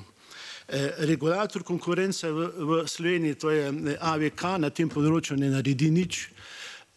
Enako tudi medijski inšpektorat, ki deluje v okviru Ministrstva za kulturo. Na drugi strani pa ravno zaradi te medijske koncentracije smo priča odpuščanju novinarjev v Sloveniji, v dominantnih medijih. V mediju, kjer sem bil jaz 20 let zaposlen, so pred kratkim odpustili 7 novinarjev. In vse to je posledica tega lastništva in koncentracije. Kajti mediji ne potrebujejo več toliko novinarjev, ker je koncentracija množice medijev v enih rokah pripeljala tudi do tako imenovanega fenomena ponovne uporabe istega teksta v različnih medijih. Tako zagotavlja na eni strani večji doseg in večji vpliv, na drugi strani pa lahko ta večji doseg in vpliv izkoriščajo tudi za medijske umore, čemur smo priča v slovenskem medijskem prostoru. Hkrati pa seveda ne potrebuje več toliko novinarjev, kot so jih pa včasih. Včasih imam občutek, čeprav sem sodeloval tudi pri kreiranju nove zakonodaje, pa v parlamentu pri sprejemanju nove zakonodaje, da danes v Sloveniji na tem področju še vedno živimo z eno nogo v stari Jugoslaviji. Imamo na vrata pa trka umetna inteligenca, ki postavlja pred novinarstvo in medije čisto nov mejnik. in seveda na ključnih algoritmih umetne inteligence lahko dobimo v nekaj sekundah povsem korekten medijski prispevek in odpuščanje novinarjev seveda sledi. Medijska hiša Axel Springer je ravno te dni napovedala in poslala novinarjem sporočilo Bilda in Die Welta, da bo znatno zmanjšala število zaposlenih novinarjev. Veliko je bilo tu govora že o RTV Slovenija. Jaz bi tu dodal samo to, še nekaj iz drugega konteksta. RTV Slovenija ima okrog 2200 zaposlenih novinarjev oziroma 2200 zaposlenih ljudi. Več kot 30 občin v Sloveniji, teh je pa 212, ima manj prebivalcev. RTV Slovenija ima okrog 110 milijonov letnega proračuna. Leta 2016-17 je imelo Ministrstvo za kulturo proračuna v višini 167 milijonov evrov. V času vlade, ko sem jaz bil svetovalec ministra, smo proračun za kulturo povišali na 244 milijonov evrov. Hočem reči, da ima RTV Slovenija odlične pogoje, da lahko normalno funkcionira v državi. Bi pa opozoril na drugi problem. RTV Slovenija ima 615 zaposlenih na novinarskih mestih, od tega jih 132 ne izpolnjuje pogoje za zasedbo novinarskega mesta. To je podatek izpred dobrega leta dni, ki ga je direktor posredoval enemu od poslancev v Državnem zboru. Vi lahko greste na cesto samo, če imate izpit za avto, lahko ste dober ali pa slab šofer, sodite lahko samo, če ste diplomirani pravnik z pravosodnim izpitom, operirate lahko samo, če ste zdravnik, kirurg, v Sloveniji pa je lahko novinar vsakdo. In pri novinarjih z neustrezno izobrazbo pa je tveganje dvakratno. Neizobražen novinar seveda ne more kompetentno poročati, kompetentno upravljati novinarskega dela, in drugič, da bi novinar brez izobrazbe lahko ohranil svojo zaposlitev, pa je do svojega gospodarja, pa ne bi se bo to politika ali kakršenkoli drugi delodajalec, pripravljen sklepati najrazličnejše kompromise. In to seveda ni dobro. Kot rečeno, bil sem v funkciji in poslanca Državnega zbora in direktorja direktorata za medije, kjer smo pripravljali in sprejemali zakonodajo, vendar vse to, kar se je dogajalo okrog sprejemanja novele zakona o RTV po nujnem postopku, brez javne razprave, skoraj da po revolucionarnem pravu, kaže na siceršnjo nevarnost v naši družbi. To je, da bi zakoni postali orodje nepotešene maščevalnosti, človeške zlobe in strasti ter potešitve manjvrednostnih kompleksov. Tako je moje opažanje, sedaj, ko nisem niti več v novinarstvu, niti v politiki. Desna stran pravi, da sem preveč levi, leva stran govori, da sem radikalno desni ali pa da sem fašist ali pa janšist. In te nevarnosti, ki sem jo zdaj omenil, okrog RTV-ja in sprejemanja novele tega zakona, se ljudje v Sloveniji premalo zavedajo. Da bom krajši kot Peter, bom poskušal končati z predsednico države. Predsednica države je prav tako, nova predsednica države v Sloveniji, prav tako delala v medijih. Brala je poročila sicer na televiziji, ki so jo drugi napisali, in o medijih ima tudi veliko zapovedati. Preden je bila izvoljena, je izrazila veliko kritiko do medijev in obtožila, da nekaterih medijev, ki do nje niso prijazni, in jih obtožila, da prakticirajo prakso kupovanja medijskega miru in sprejemanja plačil za medijski napad na drugače misleče. To je precej huda obtožba. kajti današnja predsednica ni navedla niti en primer, en dokaz, kdo kupuje medijski mir, kdo plačuje za ta medijski mir in koliko konec koncev ta medijski mir sploh stane. Torej imamo predsednico države, ki se svojo retoriko o medijih spominja na kakšno debato v obrobnem vaškem bifeju, mogoče nekje na Koroškem. In čisto za konec, govorimo o povezavi medijev in politike, politikov. Povezave leve politike z medijskimi mogotci so vidne.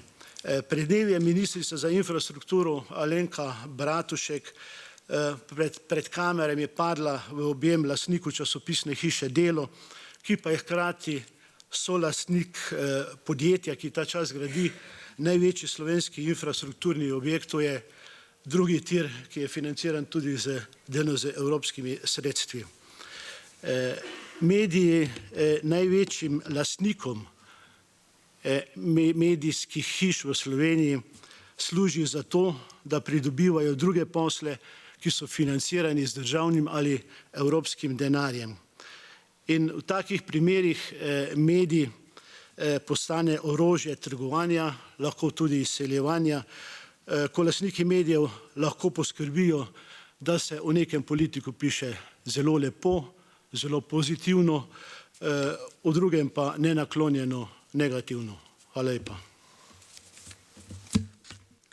Hvala lepa, gospod Petek, da ste delili te izkušnje z nami. Ne more biti bolje, kot da od nekoga, ki je na svoji koži vse to izkusil in eno in drugo plat novinarskega poklica, slišimo resnico.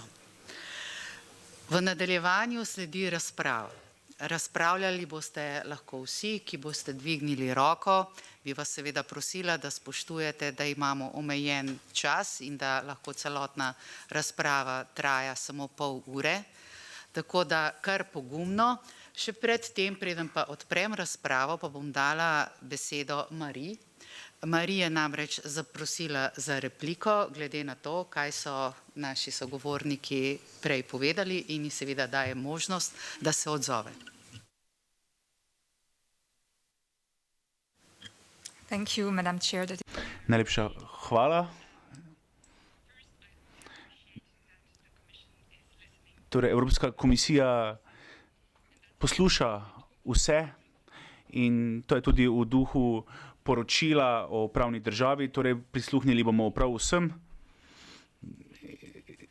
Tudi prisluhnili bomo opoziciji, vladi in na podlagi tega vsako leto izdelamo poročilo o pravni državi. Torej imamo številna poročila civilne družbe, imamo poročila, ki jih izdelajo strokovnjaki na terenu in tako na tak način izdelamo poročilo o pravni državi. Veseli me, da obstaja podpora na evropski ravni za Evropski akt o svobodi medijev. Ko smo bili prejšnji teden v Sloveniji, smo dobili tudi podporo slovenske vlade. Torej lepo je dobiti podporo z celotne politične sfere. To vidimo tudi v drugih državah članicah, da imamo podporo tako strani vlade kot opozicije. Slišala sem nekaj napačnih izjav o podpredsednici in moram se izjasniti na tem področju. Podpredsednico je dobila vprašanje glede tega, ali je govorila o aktu o svobodi medijev z predsednico Ustavnega sodišča in odgovorila je ne. In želim povedati to, kar sem povedala tudi v odvodu. Podpredsednica Jourova je zadolžena za pravno državo in vsa vprašanja glede tega, in kar vključuje tudi neodvisnost sodnega sistema, tako da potrebuje mnenja ustavnih sodišč, da se pogovori z njimi o evropskih sodišč. Srečala se je v Bukarešti, srečala se je s predsednikom Ustavnega sodišča na Poljskem, Španiji in tako naprej. Tako da vam želim zagotoviti, da se to izvaja redno, saj potekajo razprave glede neodvisnosti in pa spoštovanja evropske zakonodaje, kar je pomembno za Slovenijo in tudi za druge države članice. Torej ne gre za nacionalne sodne primere. Torej v Karlsruhe je imela tudi govor o pravni državi, ta je na voljo na spletu, lahko si ga ogledate.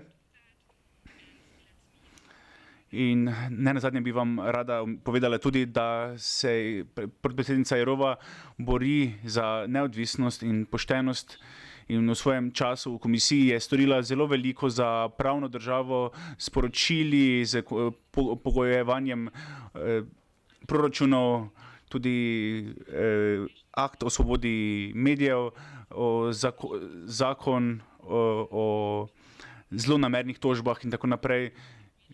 Torej, resnično se med temi sestanki pogovarjamo o drugih stvarih in tudi v prejšnjem vodstvu smo se srečali z ministri in bili smo v stiku z njimi, tako da resnično to je nekaj vsakdanjega. Tako da želim vsekako razjasniti, da če imate še kakšno dodatno vprašanje, pa mi ga seveda lahko tudi postavite. Hvala lepa, Mari, za to pojasnilo. Zdaj pa odpiram razpravo. Želi kdo besedo in kdo bi bil prvi? Najprej gledam, če se bo opogumil kdo od naših mladih obiskovalcev in izzivam vse, da postavite kakšno vprašanje ali pa izrazite svoje mnenje ali pa date kakšen komentar. Vidimo eno roko tukaj v prvi vrsti. Izvolite.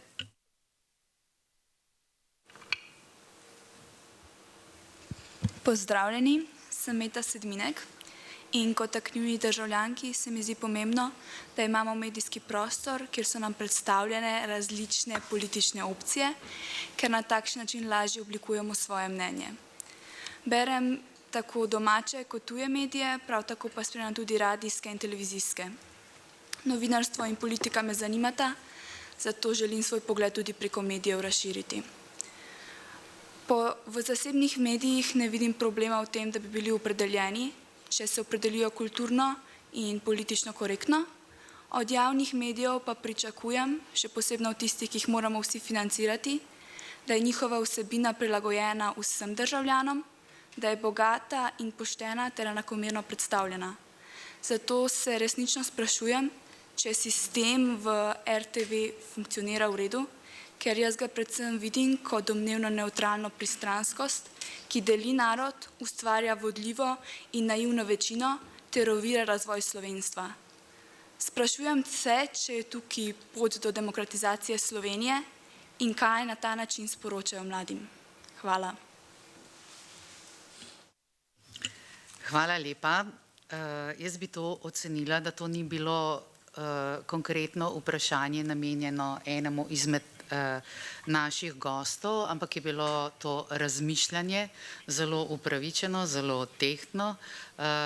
Morda v nadaljevanju razprave pride beseda tudi na to, vendar zdaj dajem besedo še komu za kakšen komentar ali mnenje, če želi. Izvoli. Evo, dobar dan, jaz pa želim vsem lep dan in se najprej prvotno želim zahvaliti za to edinstveno priložnost, da smo sploh prisotni na tem dogodku. Zanima pa me, v bistvu, ker menim, da je ta svoboda medijev ni samo omejena na našo državo, ampak je tudi na malo širša zadeva. Me zanima, če je bilo možno ustanoviti na podlagi, na nivoju Evropske unije, nek fond, ki bi financiral medije, novinarje, ki bi bili adekvatno izobraženi in bi izdajali novice na nekem kanalu, ki bi bil tudi zaupanja vreden. Hvala lepa za vprašanje. Jaz pa mislim, da to lahko naslovimo na Mari. Morda ima kot predstavnica komisije kakšno informacijo, ki bo lahko odgovorila na to vprašanje. Thank you very much for your... Najlepša hvala za vaše vprašanje in pa tudi za komentar.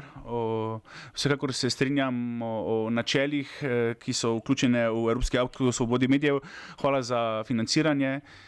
v Evropskem parlamentu imamo vse več financiranja na ravni Evropske unije za podporo pluralizma in svobode medijev. Trenutno imamo program, ki se imenuje Corrective Europe. Imamo več kot 16 milijonov evrov razporejenih v 7 let, ki podpira novinarsko partnerstvo. Želimo spodbuditi sodelovanje medijev v Evropski uniji, da lahko sodelujejo pri pisanju določenih člankov. Spodbujamo sodelovanje med mediji.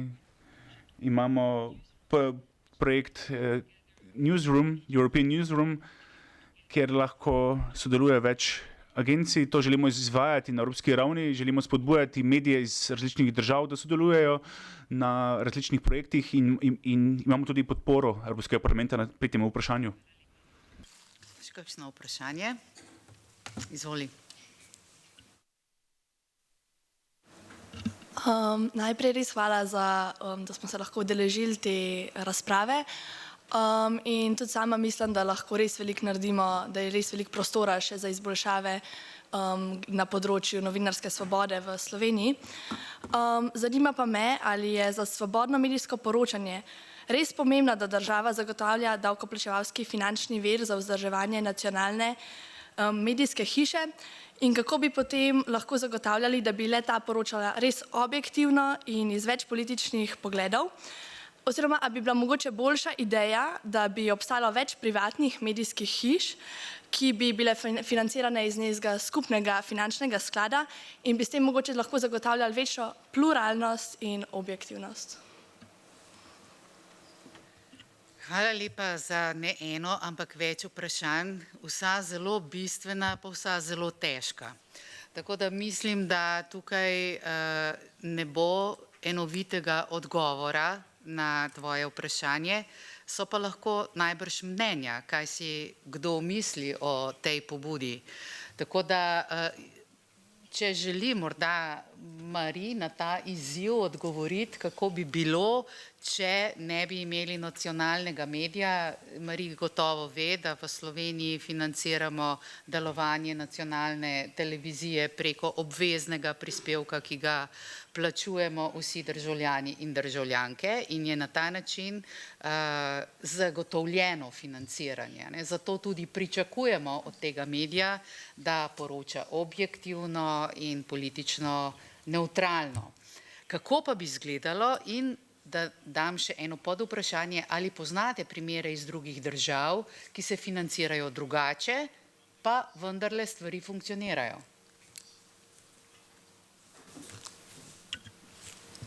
Thank you very much. Hvala lepa.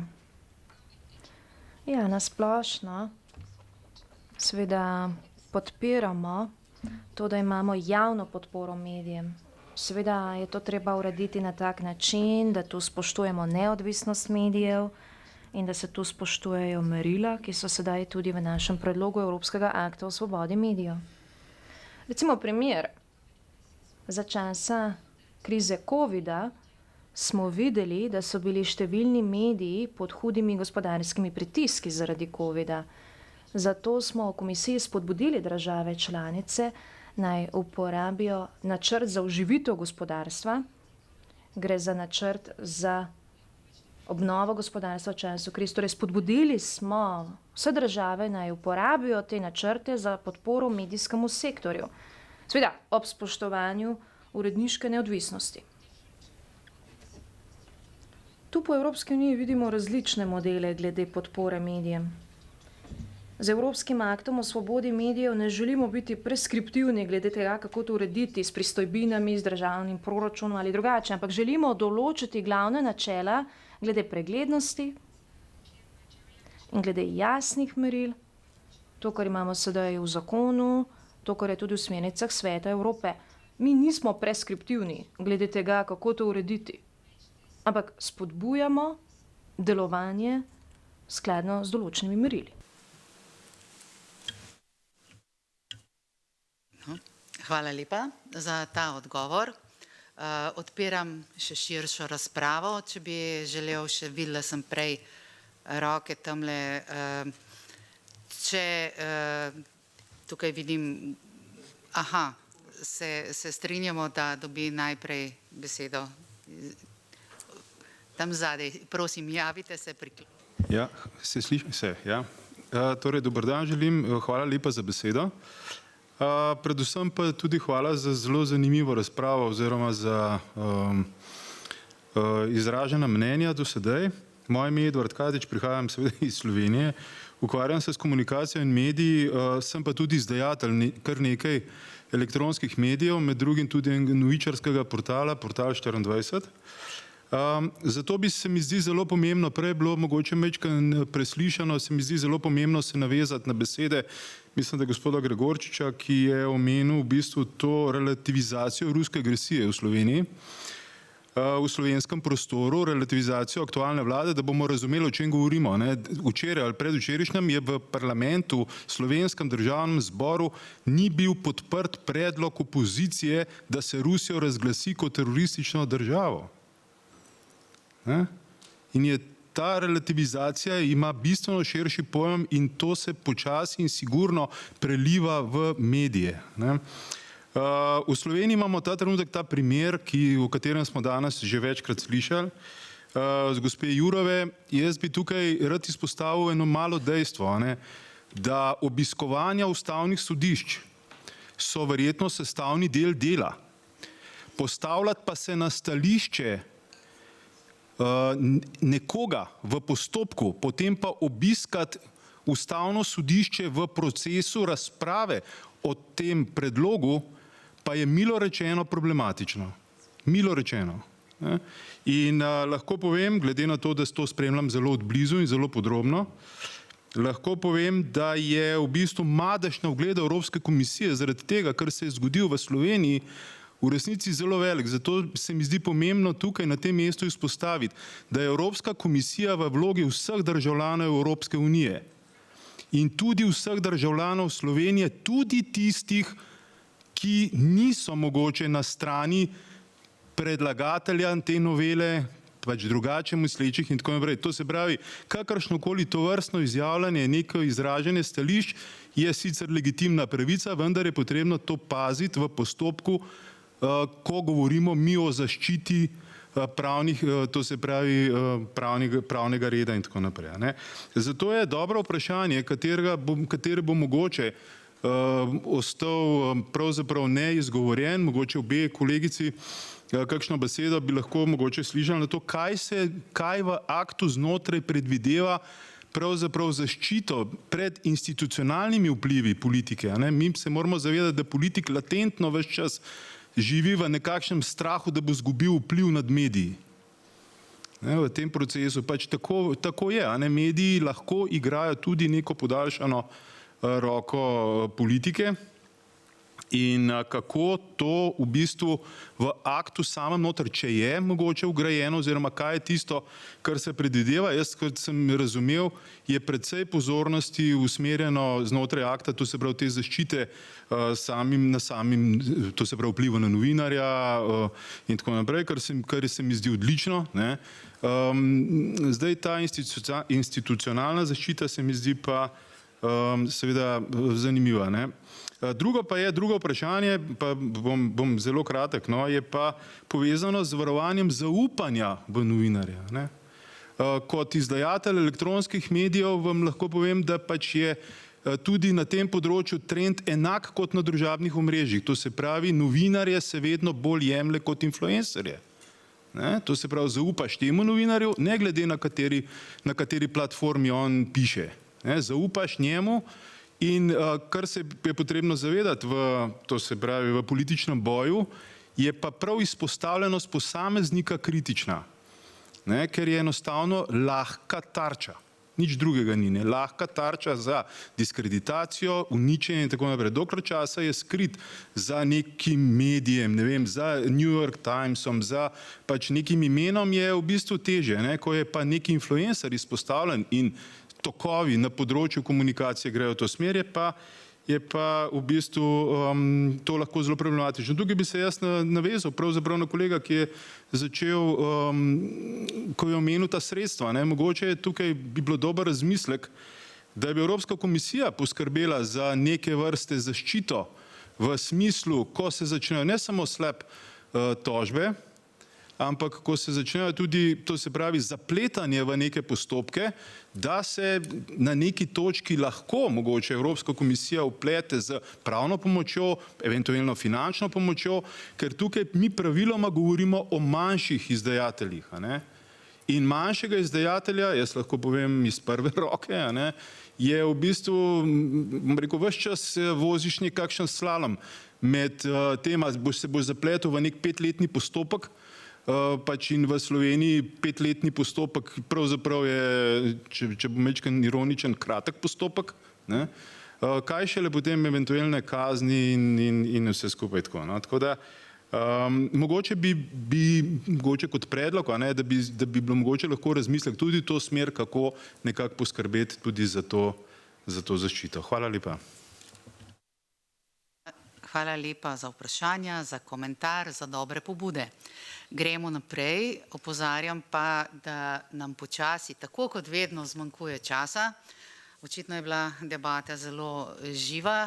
Na voljo imamo še 6 minut in 2 vprašanji. Izvolite. Hvala lepa. Moje ime je Mitja Iršič. Sem bivši svetovalec ministra za kulturo Vaska Simonitija. In sicer bi se obregnil ob obrazložitev gospe iz kabineta podpredsednice Evropske komisije Vere Jourove. In sicer nič ni narobe s tem, da se podpredsednica srečuje z člani Evropskega oziroma Ustavnega sodišča v državah članicah.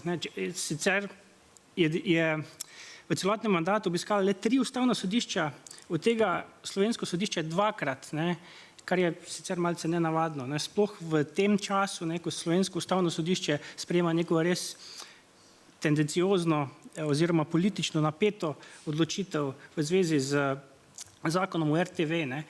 Bolj bi izpostavil izjavo podpredsednice Evropske komisije Vere Jourove, in sicer, ko je rekla, da od odločitve Ustavnega sodišča je odvisna prihodnost RTV. Takšna izjava bi utegnila zveneti kot vsaj politično nehigienična in kot nekakšen posredni pritisk na Ustavno sodišče, češ bolje za vas, da pravilno odločite. Ne trdim, da je podpredsednica res to povedala z takšnimi nameni, ampak tako bi morda zvenelo nekomu, ki to posluša iz Slovenije. Zato, ker takšne stavke smo poslušali strani slovenskih levih članov koalicije. Prav tako bi želel poudariti, da so slovenski mediji poročali, da iz kabineta podpredsednice niso želeli odgovoriti, kdo specifično jih je povabil v Slovenijo. Hvala. Hvala lepa. Predlagam, da zaključimo to še z zadnjo možnostjo razprave, vprašanja, ker pa gospoda poznam in ga zelo lepo dobro pozdravljam. Pozdravljen moj kolega poslanec Franci Bogovič, imaš besedo. Hvala lepa, Romana. Najprej hvala tebi za organizacijo tega dogodka. Pozdravljeni dami, pozdravljeni gospodje. Zelo zanimiva razprava, ki odstira tančice slovenskega medijskega prostora in mislim, da je prav, da dobimo čim bolj globok vpogled v to zanimivo medijsko krajino. Sam bi v tem delu najprej pritrdil predvsem problemu, ki je tudi v poročilih o vladavini prava v Sloveniji vsako leto prisotno, ko se dotikamo medijev, to je lastništvo. Zelo pozorno tudi sam spremljam že vrsto let razvoj in tudi prenos tega lastništva. Na eni strani zelo skoncentrirano, zelo veliko medijev, razno raznih, od radij, televizije, trač medijev, raznih portalov, odkudar so kasneje delegirani ljudje tudi v slovensko vlado, v posamezne stranke, ki ima, ne vem, preko 60 medijev v eni roki in se še kar ta koncentracija dogaja in enostavno propadajo tudi tisti manjši lokalni, regionalni mediji, ki so mnogokrat tudi zelo dober korektiv državnim medijem, ki se velikokrat, saj v našem primeru, zelo hitro spustijo v politiko in so podporniki neke določene politike. Na drugi strani imamo 3 največje tiskane dnevnike, zelo zanimiva lastniška struktura, kjer zelo hitro vidiš, kot je bilo že danes to omenjeno, so lastniki teh medijev, predvsem tudi lastniki velikih podjetij. Temu smo do nekaj časa nazaj dejali tudi tranzicijski tajkuni, marsikateri med njimi, ki so bili velikokrat predmet raznih raziskovalnih novinarskih pregledov, kar naenkrat pa imamo, ne vem, prej sem omenil neko hobotnico raznih medijev prepletenih okoli enega lastnika, potem 3 podobni lastniki v tiskanih medijih in slučajno kar nihče več ne pregleduje tudi delovanje in poslovanje teh ljudi. Mimogrede so to tudi ljudje, ki opravljajo, ko se šteješ malce po teh kohezijskih projektih, tudi par 100 milijonske projekte, ki so povezani s kohezijo. Tako da mislim, da sam sem postavil nekoč eno tezo, ki je bila celo v enem od teh dnevnikov v sobotni prilogi objavljena, da samo ocenjujem to kot medijsko, kapitalsko, politično sprego, ki postavlja vlade, tudi te, ki so se menjavale zelo na hitro v Sloveniji. Zelo zanimivo je, ko bereš te medije, čez kakšno leto, 2 počasi tudi potem odstavljajo tiste vlade, mogoče ni vse po načrtih tistih, ki so bili tudi kreatorji tega medijsko-političnega gospodarskega prostora. Tako da zelo priporočam, da se komisija in pa vsi tisti, ki upravljate poročilo o stanju medijev, dotaknete, ker zame je tu ključ problema slovenske medijske krajine in iz tega ven tudi imamo to, za moje pojme, zelo izkrivljeno krajino z zelo malo pluralizma. In naslovno pa vprašanje na predstavnico Evropske komisije glede na te teze, pa to, kar smo danes slišali, ali je res uredba, ki je direktno izvršljiva za vse države, v tako različnih medijskih krajinah, v različnih državah, akt, s katerim bomo ta problem rešili.